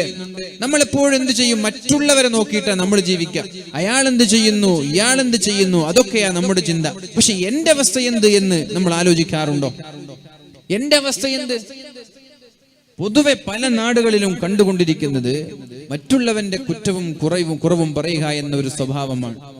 മറ്റുള്ളവരെന്ത് ചെയ്യുന്നു, അയാൾ എന്ത് ചെയ്യുന്നു, അയാൾ എന്തുകൊണ്ട് ഇത് ചെയ്തില്ല, എന്തിനാണത്, എന്താണ് ഇതിന്റെ ആവശ്യം, എന്താണ്? നമ്മൾക്ക് നമ്മുടെ കാര്യം നോക്കി നടന്നാൽ പോരെ?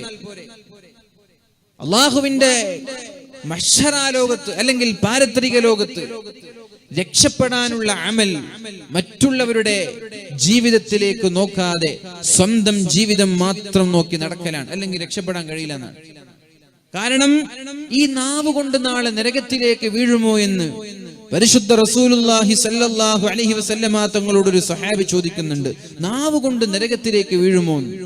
അപ്പോഴാണ് അല്ലാഹുവിന്റെ ഹബീബ് പറഞ്ഞത്, വഹൽ യകുബ്ബുൻ നാസു അലാ മനാഖിരിഹിം ഇല്ലാ ഹസ്വായിദു അൽസിനതിഹിം, ജനങ്ങൾ നാളെ നരകത്തിലേക്ക് വീഴാൻ കാരണം അവരുടെ നാവ് കൊണ്ടുണ്ടാകുന്ന പിഴവുകളാണ്.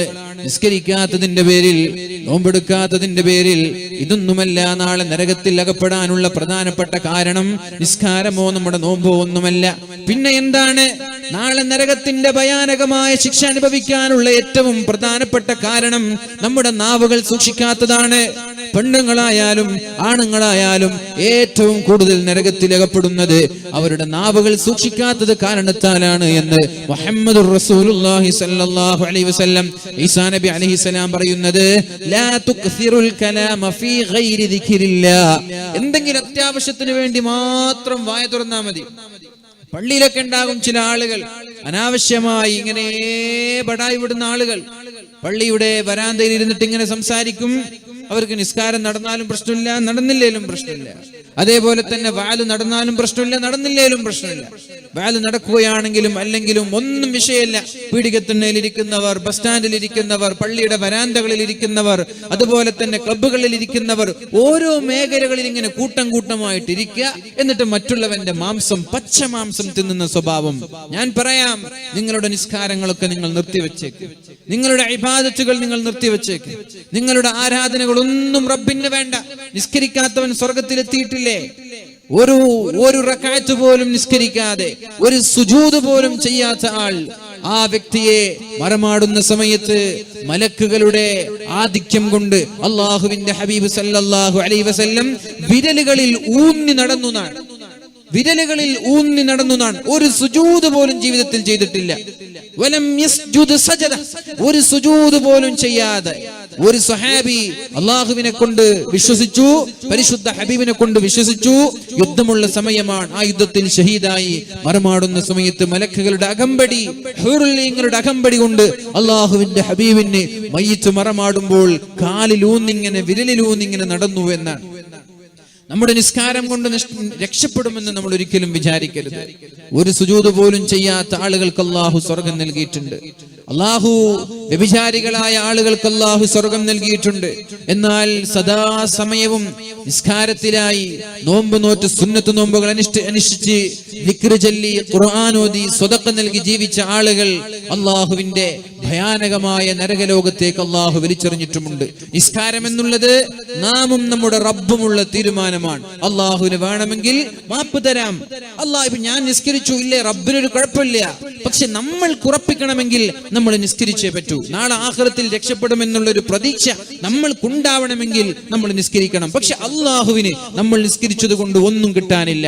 എന്നാൽ നമ്മുടെ നാട്ടിലുള്ള ഒരാൾ തീരെ നിസ്കാരമൊന്നുമില്ല, ഇങ്ങനെ തട്ടിമുട്ടി പോകുന്ന ഒരാളാണ്. പക്ഷേ അദ്ദേഹത്തിന്റെ ജീവിതത്തിൽ നാവ് കൊണ്ടൊരാളെ വേദനിപ്പിച്ചിട്ടില്ല എങ്കിൽ, അദ്ദേഹത്തിന്റെ നാവ് കൊണ്ട് മറ്റൊരാളുടെ ഗീബത്ത്, പച്ചമാംസം തിന്നാതെ, ഫസാദ് പറയാതെ, ഫിത്നയുണ്ടാക്കാതെ, നാട്ടിൽ കുഴപ്പങ്ങൾക്ക് നേതൃത്വം കൊടുക്കാതെ, വളരെ മാന്യമായി നാട്ടിലെ ഇഷ്ടക്കാരായി ജീവിച്ച ഒരാൾ, ഇൻഷാ അല്ലാഹ് അത്തരം ആളുകൾ രക്ഷപ്പെടുമെന്നതിൽ സംശയമില്ല. കാരണം അവരുടെ ഇടപാട് അല്ലാഹുമായിട്ടുള്ള ഇടപാടാണ്. അല്ലാഹു ഗഫൂറാൻ, അല്ലാഹു റഹീമാണ്. പക്ഷെ മനുഷ്യൻ അങ്ങനെയല്ല. മനുഷ്യനും തമ്മിലുള്ള ഇടപാടുകൾ പരസ്പരം മാപ്പ് നൽകാതെ, പരസ്പരം പൊരുത്തപ്പെട്ടു കൊടുക്കാതെ അല്ലാഹു അത്തരം വിഷയങ്ങളിൽ ഇടപെടുകയേ ഇല്ല എന്നാണ്. അതുകൊണ്ട് സംസാരം നിയന്ത്രിച്ചേ പറ്റൂ. നാളെ നരകത്തിൽ കടക്കാനുള്ള ഏറ്റവും പ്രധാനപ്പെട്ട കാരണം നമ്മുടെ നാവാണ് എന്ന് മുഹമ്മദ് റസൂലുള്ളാഹി സ്വല്ലല്ലാഹു അലൈഹി വസല്ലം നബി തങ്ങൾ പറഞ്ഞു, രണ്ട് കാര്യം നിങ്ങൾ എനിക്ക് ഉറപ്പ് തന്നാൽ ഞാൻ നിങ്ങൾക്ക് സ്വർഗം തരാം. സ്വർഗം വേണോ? സ്വർഗത്തിന്റെ ടിക്കറ്റ് ഒക്കെ കൊടുക്കാൻ പറ്റും. സ്വർഗം വേണോ? സ്വർഗം വേണ്ടാത്ത ആരെങ്കിലും ഉണ്ടോ ഇവിടെ? ഇല്ല അല്ലെ? എല്ലാവർക്കും സ്വർഗം വേണം. എന്നാ കേൾക്ക്, രണ്ട് കാര്യം നിങ്ങൾ എനിക്ക് ഉറപ്പ് തന്നാൽ ഞാൻ നിങ്ങൾക്ക് സ്വർഗം കൊണ്ട് ഉറപ്പ് തരാമെന്ന് പരിശുദ്ധ റസൂലുള്ളാഹി സ്വല്ലല്ലാഹു അലൈഹി വസല്ലം.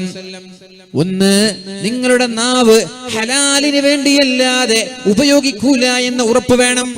ഈ നാവ് കൊണ്ട് മറ്റൊരാളുടെ കുറ്റം ഞാൻ പറയില്ല.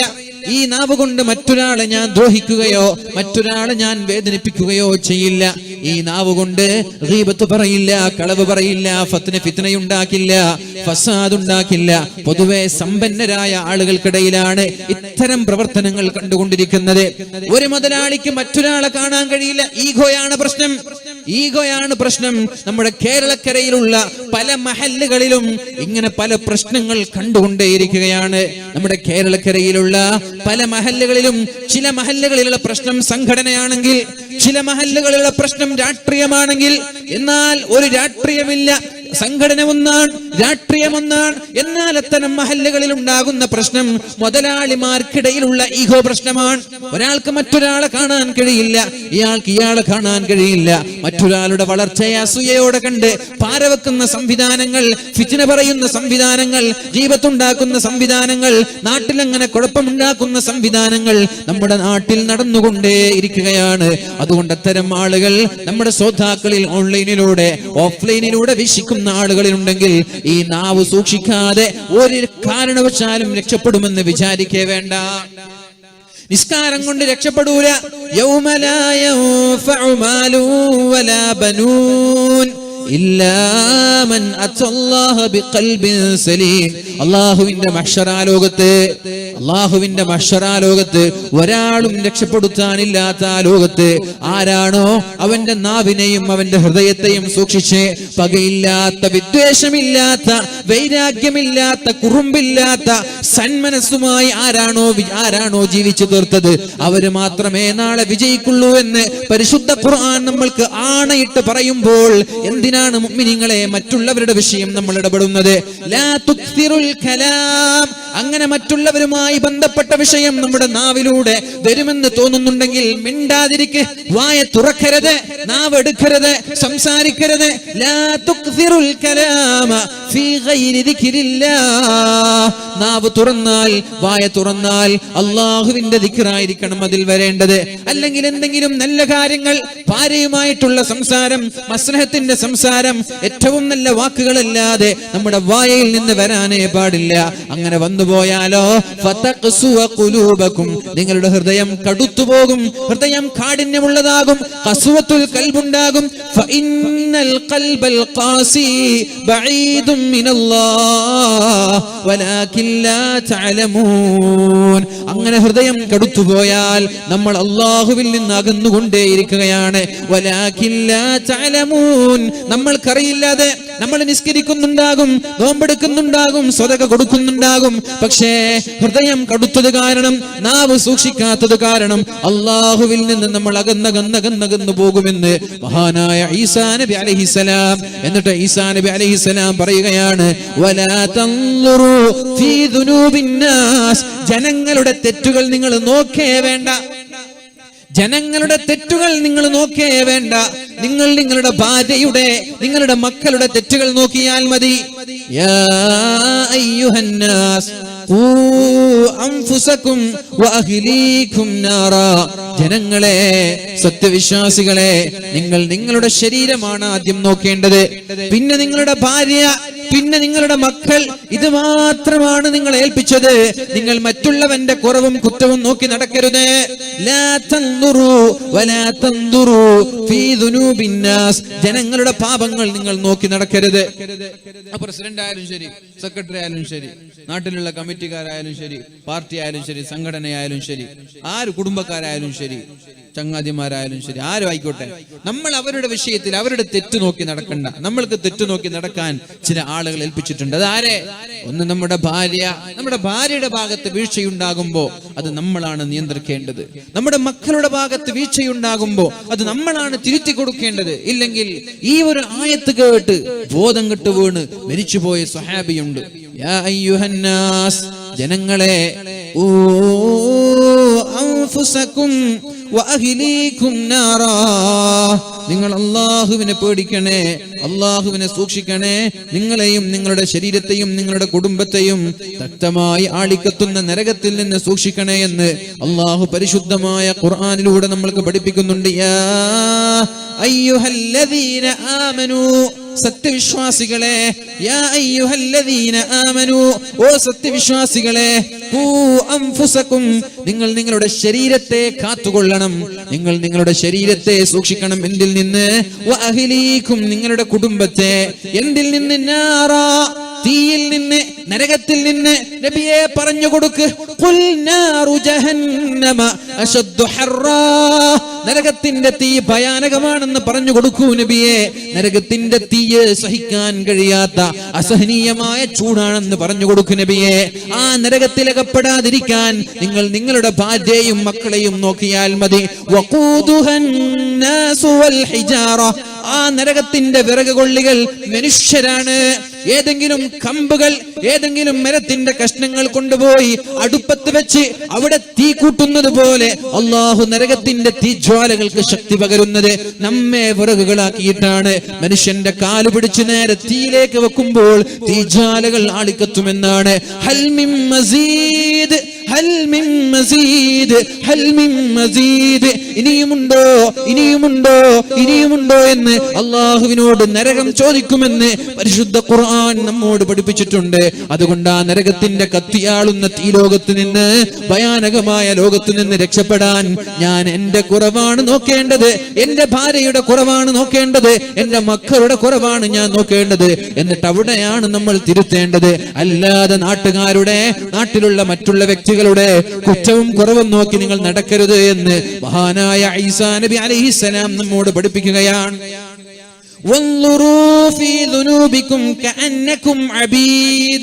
ഒരു അടിമ തെറ്റുണ്ടോ മുതലാളി കാണുവോ, എന്റെ യജമാനൻ എന്നെ ശ്രദ്ധിക്കോ, ഞാൻ ചെയ്ത ജോലി ശരിയായിട്ടില്ലേ, ഞാൻ പാചകം ചെയ്ത കറി അതിന് ടേസ്റ്റ് ഇല്ലേ എന്നിങ്ങനെ സ്വന്തം വീഴ്ചകൾ അടിമകൾ നോക്കുന്നത് പോലെ നിങ്ങൾ നിങ്ങളെ തന്നെ നോക്കൂ, നിങ്ങൾ സ്വയം നിങ്ങളെ തന്നെ നോക്കുവീൻ.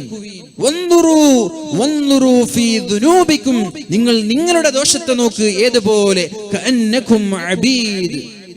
നിങ്ങൾ അടിമകളെ പോലെ ജീവിക്കുക, മുതലാളിമാരെ പോലെ ജീവിക്കണ്ട, അർഭാക്കന്മാരെ പോലെ ജീവിക്കണ്ട, രാജാക്കന്മാരെ പോലെ ജീവിക്കണ്ട. നിങ്ങൾ അടിമകളെ പോലെ ജീവിച്ച് നിങ്ങളുടെ കുറവുകൾ കണ്ടെത്തും. എന്നിട്ട് പറയാണ്, ജനങ്ങൾ പരീക്ഷിക്കപ്പെട്ടവരാണ്, ചില ആളുകൾ പരീക്ഷിക്കപ്പെട്ടവരാണ്. എങ്ങനെയൊക്കെ പരീക്ഷണങ്ങളുണ്ട്? സാമ്പത്തികമായ പരീക്ഷണങ്ങളുണ്ട്, വീടെടുക്കാൻ കഴിയാത്തവരുണ്ട്, കല്യാണത്തിന്റെ പ്രായമായി 40 വയസ്സായിട്ടും ഒരു കുഞ്ഞിനെ ലഭിക്കാത്തവരുണ്ട്, ഒരു കുഞ്ഞിക്കാല് കാണാത്തവരുണ്ട്. എന്റെ ഒരു സുഹൃത്തിന്റെ പെങ്ങളുടെ മകളുടെ ഒരു കാര്യം, മകന്റെ ഒരു കാര്യം പറഞ്ഞു. എങ്ങനെയാണ്? ആലോചിക്കണം, നമ്മൾക്കൊക്കെ അല്ലാഹു നൽകിയ നിഅമത്തുകൾ എത്രയെന്ന് ആലോചിക്കാൻ വേണ്ടി ഞാനിതൊന്ന് പറഞ്ഞു തരട്ടെ. മുഅ്മിനീങ്ങളെ, പ്രസവിക്കുന്ന സമയത്ത് ആ കുഞ്ഞിന്റെ ചുണ്ടുകൾ മൂക്കിലാണ്, ചുണ്ടുകൾ മൂക്കിലാണ്. പ്രസവിക്കുന്ന സമയത്ത് ചുണ്ടില്ല, ചുണ്ടുകൾ മൂക്കിലാണ്. ഞാൻ കണ്ടു ആ കുഞ്ഞിന്റെ ഫോട്ടോ. എന്നിട്ട് ഓപ്പറേഷനുകൾക്ക് വിധേയമായി ആ കുഞ്ഞിന്റെ ചുണ്ട് മൂക്കിൽ നിന്നെടുത്ത് ആ ചുണ്ടിപ്പോൾ യഥാസ്ഥാനത്ത് നിന്ന് ഓപ്പറേഷൻ ചെയ്ത് വെച്ചിരിക്കുകയാണ്. പക്ഷേ ആ ചുണ്ടിൽ നിന്ന് പുതുതായിട്ടൊരു പല്ല് വന്നിരിക്കുകയാണ്. നമ്മുടേതൊക്കെ മോണയിൽ നിന്നാണ് പല്ല് വരുന്നതെങ്കിൽ ചുണ്ടിൽ നിന്ന് പല്ല് വന്നിരിക്കുകയാണ്. ഇനിയും 6ഓളം ഓപ്പറേഷൻ വേണമെന്ന് പറഞ്ഞു. അല്ലാഹുവേ ശിഫ നൽകണേ അല്ലാഹ്, അല്ലാഹുവേ ശിഫ നൽകണേ അല്ലാഹ്, അല്ലാഹുവേ ഇത്തരം പരീക്ഷണങ്ങൾ നൽകല്ല റബ്ബേ. ഞാൻ ചോദിക്കട്ടെ, മക്കളില്ലാതെ പ്രയാസങ്ങൾ അനുഭവിക്കുന്ന ആളുകളോട്, ഇങ്ങനെ ഒരു മക്കളെ കിട്ടുമ്പോൾ നമ്മൾക്ക് എത്രത്തോളമാണ് വിഷമമുണ്ടാവുക, എത്രത്തോളം പ്രയാസങ്ങളാണ് നമ്മൾക്കുണ്ടാവുക. അപ്പൊ അല്ലാഹു മക്കളെ തന്നില്ലല്ലോ, ഇങ്ങനെ ഒരു മക്കളെ തരാതിരിക്കലല്ലേ ആശ്വാസം. അതുകൊണ്ട് മക്കളില്ലാത്ത ആളുകൾ അവരുടെ പ്രയാസങ്ങൾ തീരാറില്ല. എന്നാ ഞാൻ ചോദിക്കട്ടെ, മക്കളെ കാത്തുനിന്ന് എന്റെ ഒരു സുഹൃത്ത് കല്യാണം കഴിഞ്ഞു, ഭാര്യ ഗർഭിണിയായി, എന്നിട്ട് പ്രസവം കഴിഞ്ഞു, നല്ല ഒരു കുഞ്ഞിന് അല്ലാഹു നൽകി. 6 മാസമാകുമ്പോഴേക്കും ഉറങ്ങാൻ കിടന്ന കുഞ്ഞ് സുപ്രഭാതത്തിൽ ഉണരുന്നില്ല, രാവിലെ ഉണരുന്നില്ല. എത്രയായിരിക്കും ആ മാതാവിന്റെ വേദന? എന്നാൽ വേറെ ഒരാൾ കല്യാണം കഴിഞ്ഞു, ഗർഭിണിയായി, ഹോസ്പിറ്റലിൽ വെച്ച് പ്രസവിക്കുകയുണ്ടായി. ആ കുഞ്ഞിനെ ഒന്ന് ജീവനോടെ കാണാനോ ഉമ്മ വെക്കാനോ ഭാഗ്യമില്ലാതെ 10 മാസക്കാലം ഗർഭം ചുമന്നിട്ട് പ്രസവിച്ച ഉടനെ കുഞ്ഞ് മരിച്ചുപോയ ആളുകൾ നമ്മുടെ നാട്ടിലുണ്ട്, കുടുംബങ്ങളിലുണ്ട്, ചുറ്റുഭാഗങ്ങളിലുണ്ട്. ഇത്തരം പരീക്ഷണങ്ങൾ അല്ലാഹു ഓരോ ആളുകൾക്ക് നൽകുമ്പോൾ നമ്മളെപ്പോഴും നമ്മളെക്കാളും പ്രയാസമുള്ള ആളുകളെ ഓർത്തുകൊണ്ട് ആശ്വസിക്കുകയാണ് വേണ്ടത്. ജനങ്ങളൊക്കെ പരീക്ഷിക്കപ്പെടുന്നവരാണ്. അല്ലാഹു നമ്മെ സൃഷ്ടിച്ചത് തന്നെ പരീക്ഷിക്കാനല്ലയോ? തബാറകല്ലദീ ബിയദിഹിൽ മുൽക് വഹുവ അലാ കുല്ലി ശൈഇൻ ഖദീർ അല്ലദീ ഖലഖൽ മൗത വൽ ഹയാ. അല്ലാഹു ജീവിതവും അല്ലാഹു ജനനവും മരണവും സൃഷ്ടിച്ചത്. ചില ആളുകൾ ജീവിക്കുന്നു, ചില ആളുകൾ മരിക്കുന്നു, ചില ആളുകൾ ജനിക്കുന്നു, എന്നാൽ അതേ വീട്ടിലെ ചില ആളുകൾ മരിച്ചു പോകുന്നു. എന്തിനാണ് ഈ മരണവും ജനനവും? അല്ലാഹു പറയുന്നുണ്ട്, അല്ലദീ ഖലഖൽ മൗത വൽ ഹയാ. മരണവും അതേപോലെ തന്നെ ജീവിതവും അല്ലാഹു സൃഷ്ടിച്ചത് ലിയബ്ലുവകും അയ്യുകും അഹ്സനു അമല. നമ്മളിൽ ആരാണ് ഏറ്റവും നന്നായി അമൽ ചെയ്യുന്നത് എന്നറിയാനാണ്. ഏറ്റവും നന്നായി അമൽ ചെയ്യുന്നത് ആരാണെന്നറിയാനാണ് അല്ലാഹു റബ്ബ് സുബ്ഹാനഹു വ തആല ചില ആളുകളെ മരിപ്പിക്കുന്നത്, ചില ആളുകളെ ജീവിപ്പിക്കുന്നത്. അല്ലാഹുവിനെന്തേ വിശാലമായി മഹ്ശറാലോകത്ത് ഒരുമിച്ച് കൂടുന്നത് പോലെ എല്ലാവരെയും ഒന്നിച്ച് ജീവിപ്പിച്ചുകൂടെ? ഇങ്ങനെ ആയിക്കൂടെ? മഹ്ശറാലോകത്ത് ഒരുമിച്ച് കൂടുന്നത് പോലെ, മഹ്ശറാലോകത്ത് നമ്മളെല്ലാവരും ഒരുമിച്ച് കൂടുന്നത് പോലെ എല്ലാവർക്കും ഒന്നിച്ച് ജീവിക്കാനുള്ള അവസരം, എന്നിട്ട് ഒന്നിച്ച് മരിച്ചു പോകാനുള്ള അവസരം അള്ളാഹുവിന് നൽകാൻ കഴിയാഞ്ഞിട്ടല്ല. പിന്നെയോ അള്ളാഹു ഇങ്ങനെ ചില ആളുകൾ മരിക്കുന്നത് കാണാൻ, ചില ആളുകളുടെ മരണങ്ങൾ നമ്മെപ്പോലെയുള്ള ആളുകൾക്ക് പാഠമാവാൻ വേണ്ടിയാണ് അള്ളാഹു ഇങ്ങനെ ചില ആളുകളെ മരിപ്പിക്കുകയും ചില ആളുകളെ ജീവിപ്പിക്കുകയും ചെയ്യുന്നത്.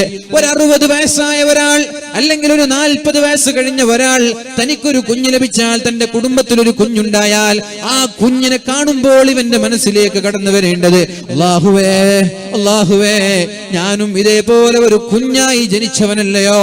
ഇന്നെന്റെ പ്രായം 60ആണ്, ഇന്നെന്റെ പ്രായം 70ആണ്. ഇനി എനിക്ക് എത്ര കാലമാണ് ജീവിക്കാൻ അവസരമുണ്ടാവുക എന്നറിയില്ല. അല്ലാഹുവേ, എന്റെ ജീവിതത്തിൽ എത്ര പാപങ്ങൾ വന്നിട്ടുണ്ട്. ഇതൊക്കെ ചിന്തിക്കാനാണ് അല്ലാഹു മരണവും ജീവിതവും നമ്മൾക്ക് നൽകിയത്.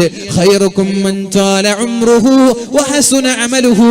നമ്മളിൽ ഏറ്റവും നല്ലവർ ആരാണെന്ന് ചോദിച്ചാൽ, നമ്മളിൽ ഏറ്റവും നല്ലവർ ആരാണ്? ഖൈറുക്കും, നമ്മളിൽ ഏറ്റവും നല്ലവർ മൻ താല ഉംറുഹു, ഒരുപാട് കാലം ജീവിക്കാൻ ഭാഗ്യം ലഭിച്ച ആളാണ്. ഒരുപാട് കാലം ജീവിക്കണം. 90 വയസ്സായാലും ശരി, 100 വയസ്സായാലും ശരി, 110 വരെ പോയാലും ശരി, അങ്ങനെ ദീർഘായുസ്സ് അല്ലാഹു ഒരാൾക്ക് നൽകി. വഹസുന അമലുഹു, അങ്ങനെ ജീവിതമാസകലം നന്മ മാത്രം ചെയ്ത് ജീവിക്കാനുള്ള ഭാഗ്യമുണ്ടായാൽ അയാളാണ് നമ്മളിലെ ഏറ്റവും നല്ലവനെന്ന് മുഹമ്മദുർ റസൂലുള്ളാഹ്.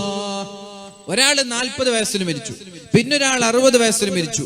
ആരാ ഏറ്റവും നല്ലവർ? ആരാണ്? രണ്ടുപേരുടെയും അമലുകൾ ഒരേപോലെ. 40 വയസ്സായ ഒരാൾ മരിച്ചുപോയി, 60 വയസ്സായ ഒരാളും മരിച്ചുപോയി. എന്നാൽ രണ്ടുപേരും അമല് ചെയ്തത് ഒരുപോലെയാണ്. 60 വയസ്സ് വരെ ജീവിച്ച ആളാണ് അള്ളാഹുവിന്റെ കോടതിയിൽ രക്ഷപ്പെടുന്നത്. എന്തേ രക്ഷപ്പെടുക എന്ന് പറഞ്ഞാൽ ഉന്നതമായ ദറജ ലഭിക്കുന്നത്? എന്തേ? അയാൾക്ക് 20 റമദാൻ കൂടുതൽ കിട്ടിയില്ലയോ? 20 ലൈലത്തുൽ ഖദർ കൂടുതൽ കിട്ടിയില്ലയോ? ഒരു ലൈലത്തുൽ ഖദർ എന്ന് പറഞ്ഞാൽ 83 ആയുസ്സല്ലയോ? ഒരു ലൈലത്തുൽ ഖദർ എന്ന് പറഞ്ഞാൽ 83 വയസ്സല്ലയോ മുഅ്മിനീങ്ങളെ? അപ്പൊ കുറച്ചു കാലം ജീവിച്ചിട്ട് ഒരാൾ ജീവിതമാസകലം പ്രായപൂർത്തി എത്തിയത് മുതൽ നന്മ മാത്രം ചെയ്ത ഒരാൾ ജീവിച്ചു 40 വയസ്സ് വരെ ജീവിച്ചു മരിച്ചുപോയി. മറ്റൊരാൾ 80 വയസ്സ് വരെ ജീവിച്ചു മരിച്ചുപോയി.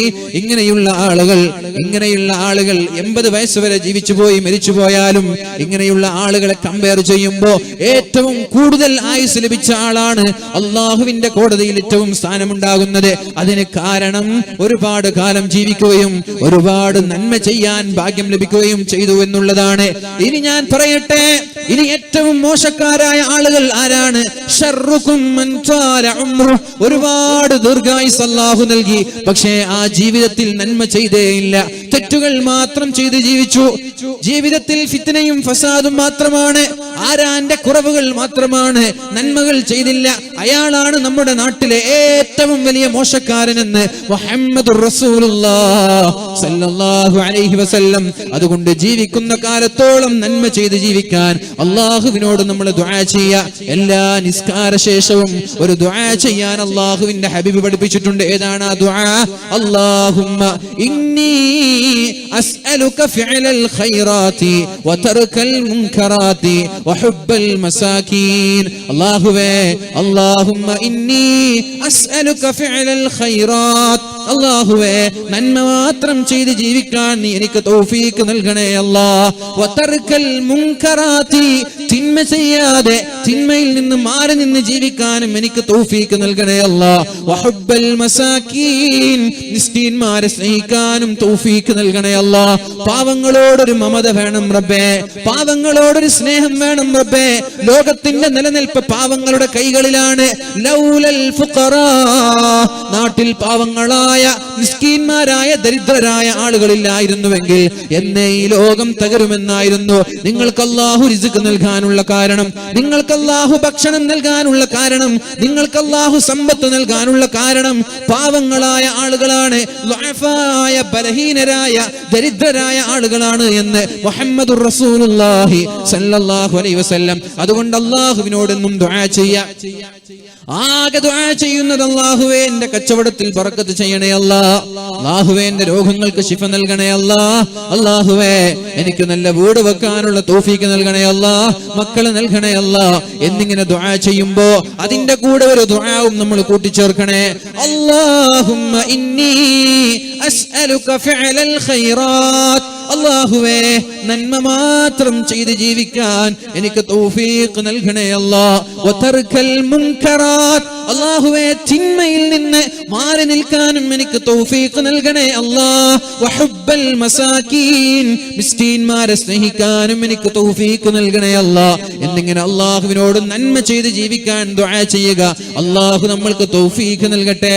പറഞ്ഞു വരുന്ന വിഷയം വഇന്നമന്നാസു മുബ്തലം വമുആഫാ, ജനങ്ങളിൽ ചില ആളുകൾക്ക് അല്ലാഹു പരീക്ഷണങ്ങൾ നൽകും, ചില ആളുകൾക്ക് അല്ലാഹു ആരോഗ്യം നൽകും, സന്തോഷം നൽകും. ഫർഹമൂ അഹ്ലൽ ബലാ, എന്നാൽ പരീക്ഷണങ്ങളിലൂടെ ജീവിക്കുന്ന ആളുകൾക്ക് നിങ്ങൾ കാരുണ്യം ചെയ്യണം, അവരെ നിങ്ങൾ സ്നേഹിക്കണം. വഹ്മിദുല്ലാഹ അലൽ ആഫിയ, അല്ലാഹു നിങ്ങൾക്ക് തന്ന സുഖങ്ങളെ ഓർത്ത് അല്ലാഹുവിനെ നിങ്ങൾ സ്തുതിക്കണമെന്നും മഹാനായ ഈസാ നബി അലൈഹിസ്സലാം പഠിപ്പിക്കുകയാണ്. ഇനി കേൾക്ക്, ഇനി അല്ലാഹുവിന്റെ ഹബീബ് പറയുന്ന ഒരു ഹദീസുണ്ട്, ഇദാ അറാദല്ലാഹു ബിഅബ്ദിഹിൽ ഖൈറ, അല്ലാഹു ഒരടിമയ്ക്ക് ഖൈർ ഉദ്ദേശിച്ചാൽ, അഥവാ അല്ലാഹുവിന് നമ്മളോട് സ്നേഹമുണ്ടായാൽ, അജ്ജല ലഹുൽ ഉഖൂബത ഫിദ് ദുനിയ, നമ്മൾ ചെയ്യുന്ന തെറ്റുകൾക്ക് അല്ലാഹു ദുനിയാവിൽ തന്നെ ശിക്ഷ തരുമെന്നാണ്.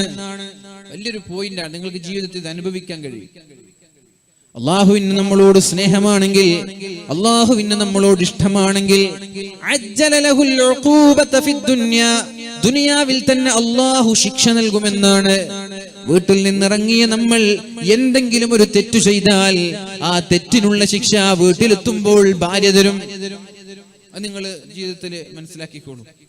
നമ്മളൊരു തെറ്റ് പുറത്തുനിന്ന് ചെയ്തു, അല്ലാഹുവിന് നമ്മളോട് ഇഷ്ടമാണെങ്കിൽ നമ്മൾ ആ തെറ്റിനുള്ള ശിക്ഷ വീട്ടിലെത്തിയാൽ ഭാര്യ തരും. ഭാര്യ എന്തെങ്കിലും വിഷയം പറഞ്ഞ് നമ്മളുടെ സ്വൈര്യം നഷ്ടപ്പെടുത്തും, അന്ന് രാത്രി മര്യാദക്ക് ഉറങ്ങാൻ കഴിയില്ല. പുറത്തുനിന്ന് നമ്മൾ എന്തെങ്കിലും ഒരു തെറ്റ് ചെയ്തു, അതിനുള്ള ശിക്ഷയായിട്ടാണ് അല്ലാഹു റബ്ബ് സുബ്ഹാനഹു വ തആല ദുനിയാവിൽ തന്നെ ശിക്ഷ തരുന്നത്. ഒരു സ്വഹാബി ജാഹിലിയ കാലത്ത് സ്നേഹിച്ചിരുന്ന പരിചയമുള്ള ഒരു പെണ്ണ് ഒരു വഴിയിലൂടെ പോകുന്നത് കണ്ടപ്പോ ആ പെണ്ണിനെ തന്നെ ഇങ്ങനെ നോക്കി. പെണ്ണ് പാസ്സായി, പെണ്ണ് പോയി. അങ്ങനെ പെണ്ണ് പോയപ്പോ തിരിഞ്ഞിങ്ങനെ നോക്കി നടന്നു. പെട്ടെന്ന് ഒരു ചുമരിലേക്ക് നെറ്റി തട്ടി നെറ്റിയിൽ നിന്ന് രക്തം വന്നു. നബി തങ്ങൾ ചോദിച്ചു ഇതെന്താണെന്ന്. അപ്പൊ പറഞ്ഞു, നബി സംഭവം ഇങ്ങനെയാണ് സംഭവിച്ചതെന്ന് പറഞ്ഞു. അപ്പൊ നബി തങ്ങൾ പറഞ്ഞു, ഇദാ അറാദല്ലാഹു ബിഅബ്ദിഹിൽ ഖൈറ, അല്ലാഹുവിന്റെ അടിമയ്ക്ക് ഖൈർ ഉദ്ദേശിച്ചാൽ, അജ്ജല ലഹുൽ ഉഖൂബത ഫിദ് ദുനിയ, ദുനിയാവിൽ തന്നെ അല്ലാഹു അതിന് ശിക്ഷ നൽകുമെന്നാണ്. നമ്മളൊരു ഹറാമ് കണ്ടു, വേണ്ടാത്തൊരു പ്രവർത്തനം നമ്മളിൽ നിന്നുണ്ടായാൽ നമ്മുടെ ഭാര്യമാരിലൂടെയോ നമ്മുടെ മക്കളിലൂടെയോ അല്ലാഹു അതിന് ശിക്ഷ നൽകുമെന്നാണ്. ഒന്നുകിൽ നമ്മൾ എന്തെങ്കിലും ഒരു കാരണത്താൽ വീഴുകയോ എന്തെങ്കിലും പ്രയാസങ്ങളോ ടെൻഷനോ നമ്മൾക്കുണ്ടാവും. അങ്ങനെ അല്ലാഹു ദുനിയാവിൽ തന്നെ ശിക്ഷ നൽകും. വഇദാ അറാദല്ലാഹു ബിഅബ്ദിഹി ശർറ, ഇനി ഒരു അടിമയ്ക്ക് അല്ലാഹു ശർറാണ് ഉദ്ദേശിക്കുന്നത്, അയാളോട് അല്ലാഹുവിന് യാതൊരു സ്നേഹമില്ല എങ്കിൽ അംസക അൻഹു ബിദംബിഹി, അയാൾ ദുനിയാവിൽ വളരെ സന്തോഷത്തോടെ ജീവിക്കും. അയാൾക്ക് പ്രയാസങ്ങൾ ഉണ്ടാവൂല, ബാധ്യതകൾ ഉണ്ടാവൂല, ടെൻഷൻ ഉണ്ടാവൂല, ജീവിതത്തിൽ മക്കളിലൂടെയുള്ള പരീക്ഷണങ്ങൾ ഉണ്ടാവൂല, ഭാര്യമാരിലൂടെയുള്ള പരീക്ഷണങ്ങൾ ഉണ്ടാവൂല. എല്ലാം അല്ലാഹു തആല ആഖിറത്തിലേക്ക് എടുത്തു വെക്കുകയാണ്. അംസക അൻഹു ബിദംബിഹി ഹത്താ യുവാഫിയ ബിഹി യൗമൽ ഖിയാമ, ഖിയാമത്ത് നാളിൽ അല്ലാഹു ഇതിനെല്ലാം പകരം വീട്ടുമെന്നാ പറഞ്ഞത്. ഖിയാമത്ത് നാളിൽ അല്ലാഹു ഇതിനെല്ലാം പകരം വീട്ടുമെന്നാ പറഞ്ഞത്. കുല്ലു നഫ്സിൻ ദാഇഖത്തുൽ മൗത്ത്, എല്ലാവരും മരിക്കേണ്ടവരാണ്. വ ഇന്നമാ തുവഫൗന ഉജൂറകും യൗമൽ ഖിയാമ, നാളെ ഖിയാമത്ത് നാളിലാണ് നമ്മുടെ നന്മയും തിന്മയും അല്ലാഹു കണക്കാക്കി നോക്കുന്നത്. ആരാണോ നരകത്തിൽ ഒരു സെക്കൻഡ് പോലും കിടക്കാതെ അല്ലാഹുവിന്റെ സ്വർഗീയ ലോകം ആസ്വദിക്കാൻ ഭാഗ്യം ലഭിക്കുന്നവർ ഫഖദ് ഫാസ്, അവരാണ് വിജയികൾ. നരകത്തിൽ ഒരു സെക്കൻഡ് കിടക്കാതെ സ്വർഗം കിട്ടണം. നരകത്തിൽ കിടന്നിട്ട് എല്ലാവരും സ്വർഗത്തിലെത്തുന്ന ഉറപ്പാണ് മുസ്ലിമീങ്ങൾ. ലാ ഇലാഹ ഇല്ലല്ലാഹ് മുഹമ്മദുർ റസൂലുള്ളാഹ് എന്ന് ചൊല്ലിയവർ സ്വർഗത്തിലെത്തുമെന്നുറപ്പാണ്. പക്ഷേ ഒരു സെക്കൻഡ് പോലും നരകത്തിൽ കിടക്കാതെ സ്വർഗം നമ്മൾക്ക് കിട്ടണം. ആ സ്വർഗം കിട്ടാനുള്ള വഴി നമ്മുടെ കണ്ണുകളിലൂടെ അല്ലാഹു നമ്മൾക്ക് നൽകുന്നുണ്ട്. ആ സ്വർഗം കിട്ടാനുള്ള വഴി നമ്മുടെ കണ്ണുകളിലൂടെ അല്ലാഹു നമ്മൾക്ക് നൽകുന്നുണ്ട്. ഏതൊക്കെയാണ് ആ മനുഷ്യന്മാർ? ഒരു സെക്കൻഡ് പോലും നരകമില്ലാതെ അല്ലാഹു നരകത്തിൽ നിന്ന് പൂർണ്ണമായി മാറ്റി നിർത്തി സ്വർഗം ലഭിക്കുന്ന വിഭാഗമാരാണ്. ഒന്ന്, ഐനുൻ ബകത് മിൻ ഖശിയത്തില്ലാഹ്, അല്ലാഹുവിനെ പേടിച്ച് കരഞ്ഞ കണ്ണുകൾ, ഒറ്റയ്ക്കിരുന്നു കൊണ്ട്, ഏകാന്തനായിരുന്നു കൊണ്ട്, ആരാരും കാണാതെ ഒറ്റയ്ക്കൊരു മുറിയിലോ വിജനമായ സ്ഥലത്തോ ഇരുന്നു കൊണ്ട് അല്ലാഹുവിനെ ഓർത്ത്, അല്ലാഹുവിന്റെ ഖബറിന്റെ ശിക്ഷയോർത്ത്, അല്ലാഹുവിന്റെ നരകത്തെ ഓർത്തുകൊണ്ട് കരയുന്ന ആളുകൾ ഒരു ഈച്ചയുടെ തലയുടെ കണക്ക കണ്ണുനീർത്തുള്ളി കണ്ണിൽ നിന്നിട്ട് വീണാൽ അല്ലാഹു അവരെ ഒരു സെക്കൻഡ് പോലും നരകത്തിൽ കിടത്തൂല എന്നാണ്. വഅൈനുൻ സഹറത്, അല്ലാഹുവിന് വേണ്ടി ഉറക്കൊഴിച്ച കണ്ണുകൾ, ഒന്നുകിൽ അല്ലാഹുവിന്റെ ധർമ്മ സമരത്തിൽ രാത്രി അല്ലാഹുവിന്റെ ദീനിന് വേണ്ടി കാവൽ നിന്നവർ, അല്ലെങ്കിൽ രാത്രി ഉറങ്ങാതെ സുബഹി വരെ നിസ്കരിച്ചവർ, ഖിയാമുൽ ലൈൽ ഒരു രാത്രിയെങ്കിലും തീരെ കണ്ണടക്കാതെ തീരെ ഉറങ്ങാതെ അല്ലാഹുവിന് വേണ്ടി ഖിയാമുൽ ലൈൽ നിസ്കരിച്ച ആളുകൾ, അവരും നാളെ ഒരു സെക്കൻഡ് പോലും നരകത്തിൽ കിടക്കൂല എന്ന് മുഹമ്മദുർ റസൂലുള്ളാഹ്. മൂന്നാമതായി അല്ലാഹുവിന്റെ ഹബീബ് പറഞ്ഞത് വഅൈനുൻ ഗല്ലത അൻ മഹാരിമില്ലാഹ്, ഹറാം കാണുമ്പോൾ കണ്ണ് ചിമ്മിക്കളയുന്നവർ, ഹറാം കാണും മനുഷ്യൻ നടക്കുന്ന വഴിയിലൂടെ, പോകുന്ന സഞ്ചരിക്കുന്ന പാതയിലൂടെ, മൊബൈലിലൂടെ, ടിവിയിലൂടെ ഹറാമുകൾ കണ്ടേക്കാം. റോഡിന്റെ ഇരുവശങ്ങളിൽ ഫ്ലക്സ് ബോർഡുകൾ കാണാം, അതുപോലെ തന്നെ പോസ്റ്ററുകൾ കാണാം. ടിവി തുറന്നാൽ സിനിമ കാണാം, സീരിയൽ കാണാം, പരസ്യങ്ങൾ കാണാം.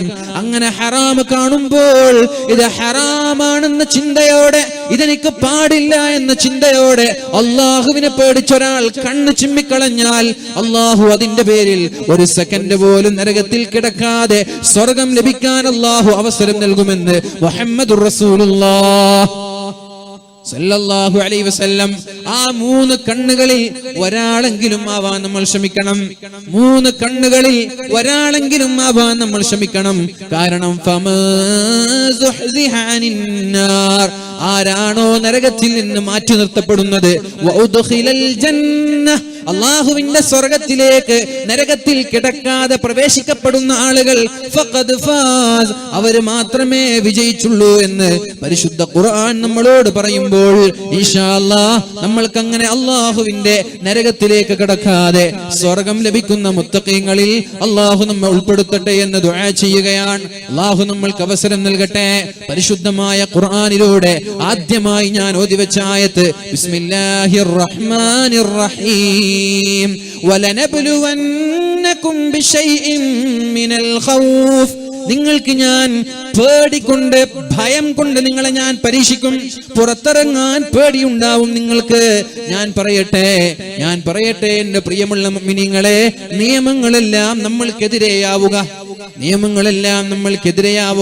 സ്വാഭാവികമായി ഒരു മനുഷ്യൻ ആത്മഹത്യ ചെയ്യുകയാണെങ്കിൽ ആ കുടുംബം പോയി ഇത് അസ്വാഭാവിക മരണമാണ്, ഇതിൽ ദുരൂഹതയുണ്ട് എന്ന് പറഞ്ഞാൽ നിയമപാലകരും കോടതിയുമെല്ലാം അതിന്റെ പിന്നാമ്പുറങ്ങളിലേക്ക് ഇറങ്ങിച്ചെല്ലാൻ മത്സരിക്കാറുണ്ട്.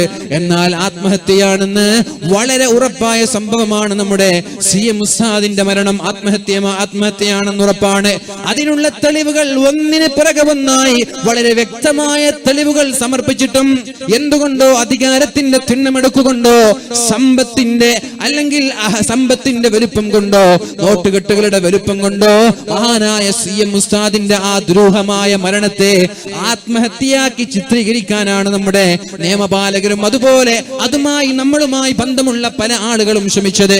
ഞാൻ ചോദിക്കട്ടെ, ഏതെങ്കിലും ഒരാൾ ഒരു വീട്ടിൽ മരിച്ചു കിടക്കുന്നത് കണ്ടാൽ ആത്മഹത്യയാണെന്ന് പറഞ്ഞാൽ അതിൽ ദുരൂഹതയുണ്ട് എന്ന് പറയുമ്പോൾ അതിനെക്കുറിച്ച് അന്വേഷണം നടത്തുന്നവർ എന്തേ നമ്മുടെ CM ഉസ്താദിന്റെ വിഷയത്തിൽ ഇത്രയും താല്പര്യം കാണിക്കാത്തത്? എവിടെ പോയി നമ്മുടെ നേതാക്കന്മാർ? ഇതിനു വേണ്ടി ശബ്ദിക്കേണ്ടത് നമ്മുടെ നേതാക്കന്മാരല്ലയോ?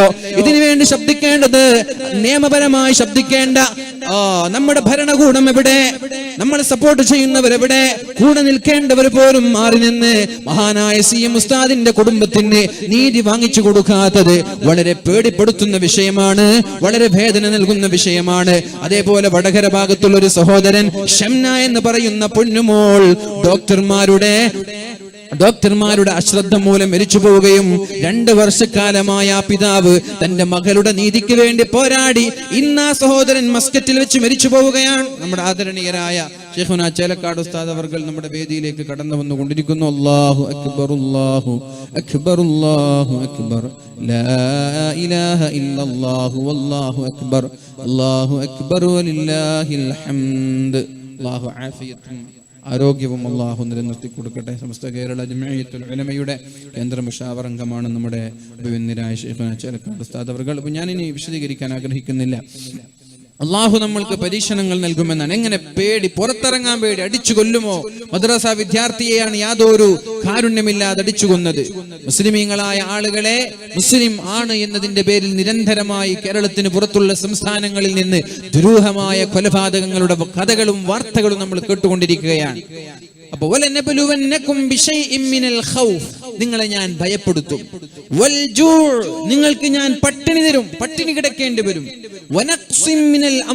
നിങ്ങളുടെ സാമ്പത്തികമായ ബാധ്യതകളും പ്രശ്നങ്ങളും പ്രാരാബ്ദങ്ങളും നിങ്ങൾക്ക് നൽകും, നിങ്ങളുടെ ശരീരങ്ങളിലൂടെ അല്ലാഹു നിങ്ങളെ പരീക്ഷിക്കും, കൃഷിയിലൂടെ, ഫലങ്ങളിലൂടെ. എന്നാൽ ഇത്തരം സാഹചര്യങ്ങളിൽ ആരാണോ അല്ലാഹുവിനെ ഓർത്ത് അൽഹംദുലില്ലാഹ് എന്ന് പറയുന്നവർ, കടം ബാധ്യതയുണ്ടായി വലിയ കോടീശ്വരന്മാർ ഒരു സുപ്രഭാതത്തിൽ ഒന്നുമില്ലാതെയാവുകയാണ്. സമ്പത്ത് മുഴുവനും പല കേസുകളിൽ അകപ്പെട്ട് മുഖം നോക്കി പുറത്തിറങ്ങാൻ കഴിയാതെ പ്രയാസങ്ങൾ അനുഭവിക്കുന്ന കോടീശ്വരന്മാരറിയാം. പുറത്തിറങ്ങാൻ കഴിയാത്ത രീതിയിലേക്ക് അവര് വല്ലാത്ത പ്രതിസന്ധിയിലൂടെ കടന്നു പോകുന്നവർ. അത്തരം സാഹചര്യങ്ങളിൽ ഇന്നാ ലില്ലാഹി വ ഇന്നാ ഇലൈഹി റാജിഊൻ എന്ന ദിക്ർ ചൊല്ലി അൽഹംദുലില്ലാ എന്ന് പറയാനുള്ള ആ കരുത്തും തന്റെ ഇടവും വബദനുൻ അലൽ ബലാഇ സാബിർ, പരീക്ഷണങ്ങളിൽ ക്ഷമിക്കാനുള്ള ശരീരവും നമ്മൾക്കുണ്ടാവണം. ഓരോ പരീക്ഷണങ്ങളും അള്ളാഹു നമ്മൾക്ക് നൽകുന്നത് നമ്മുടെ പാപങ്ങൾ പുറത്തു തരാനാണെന്ന്.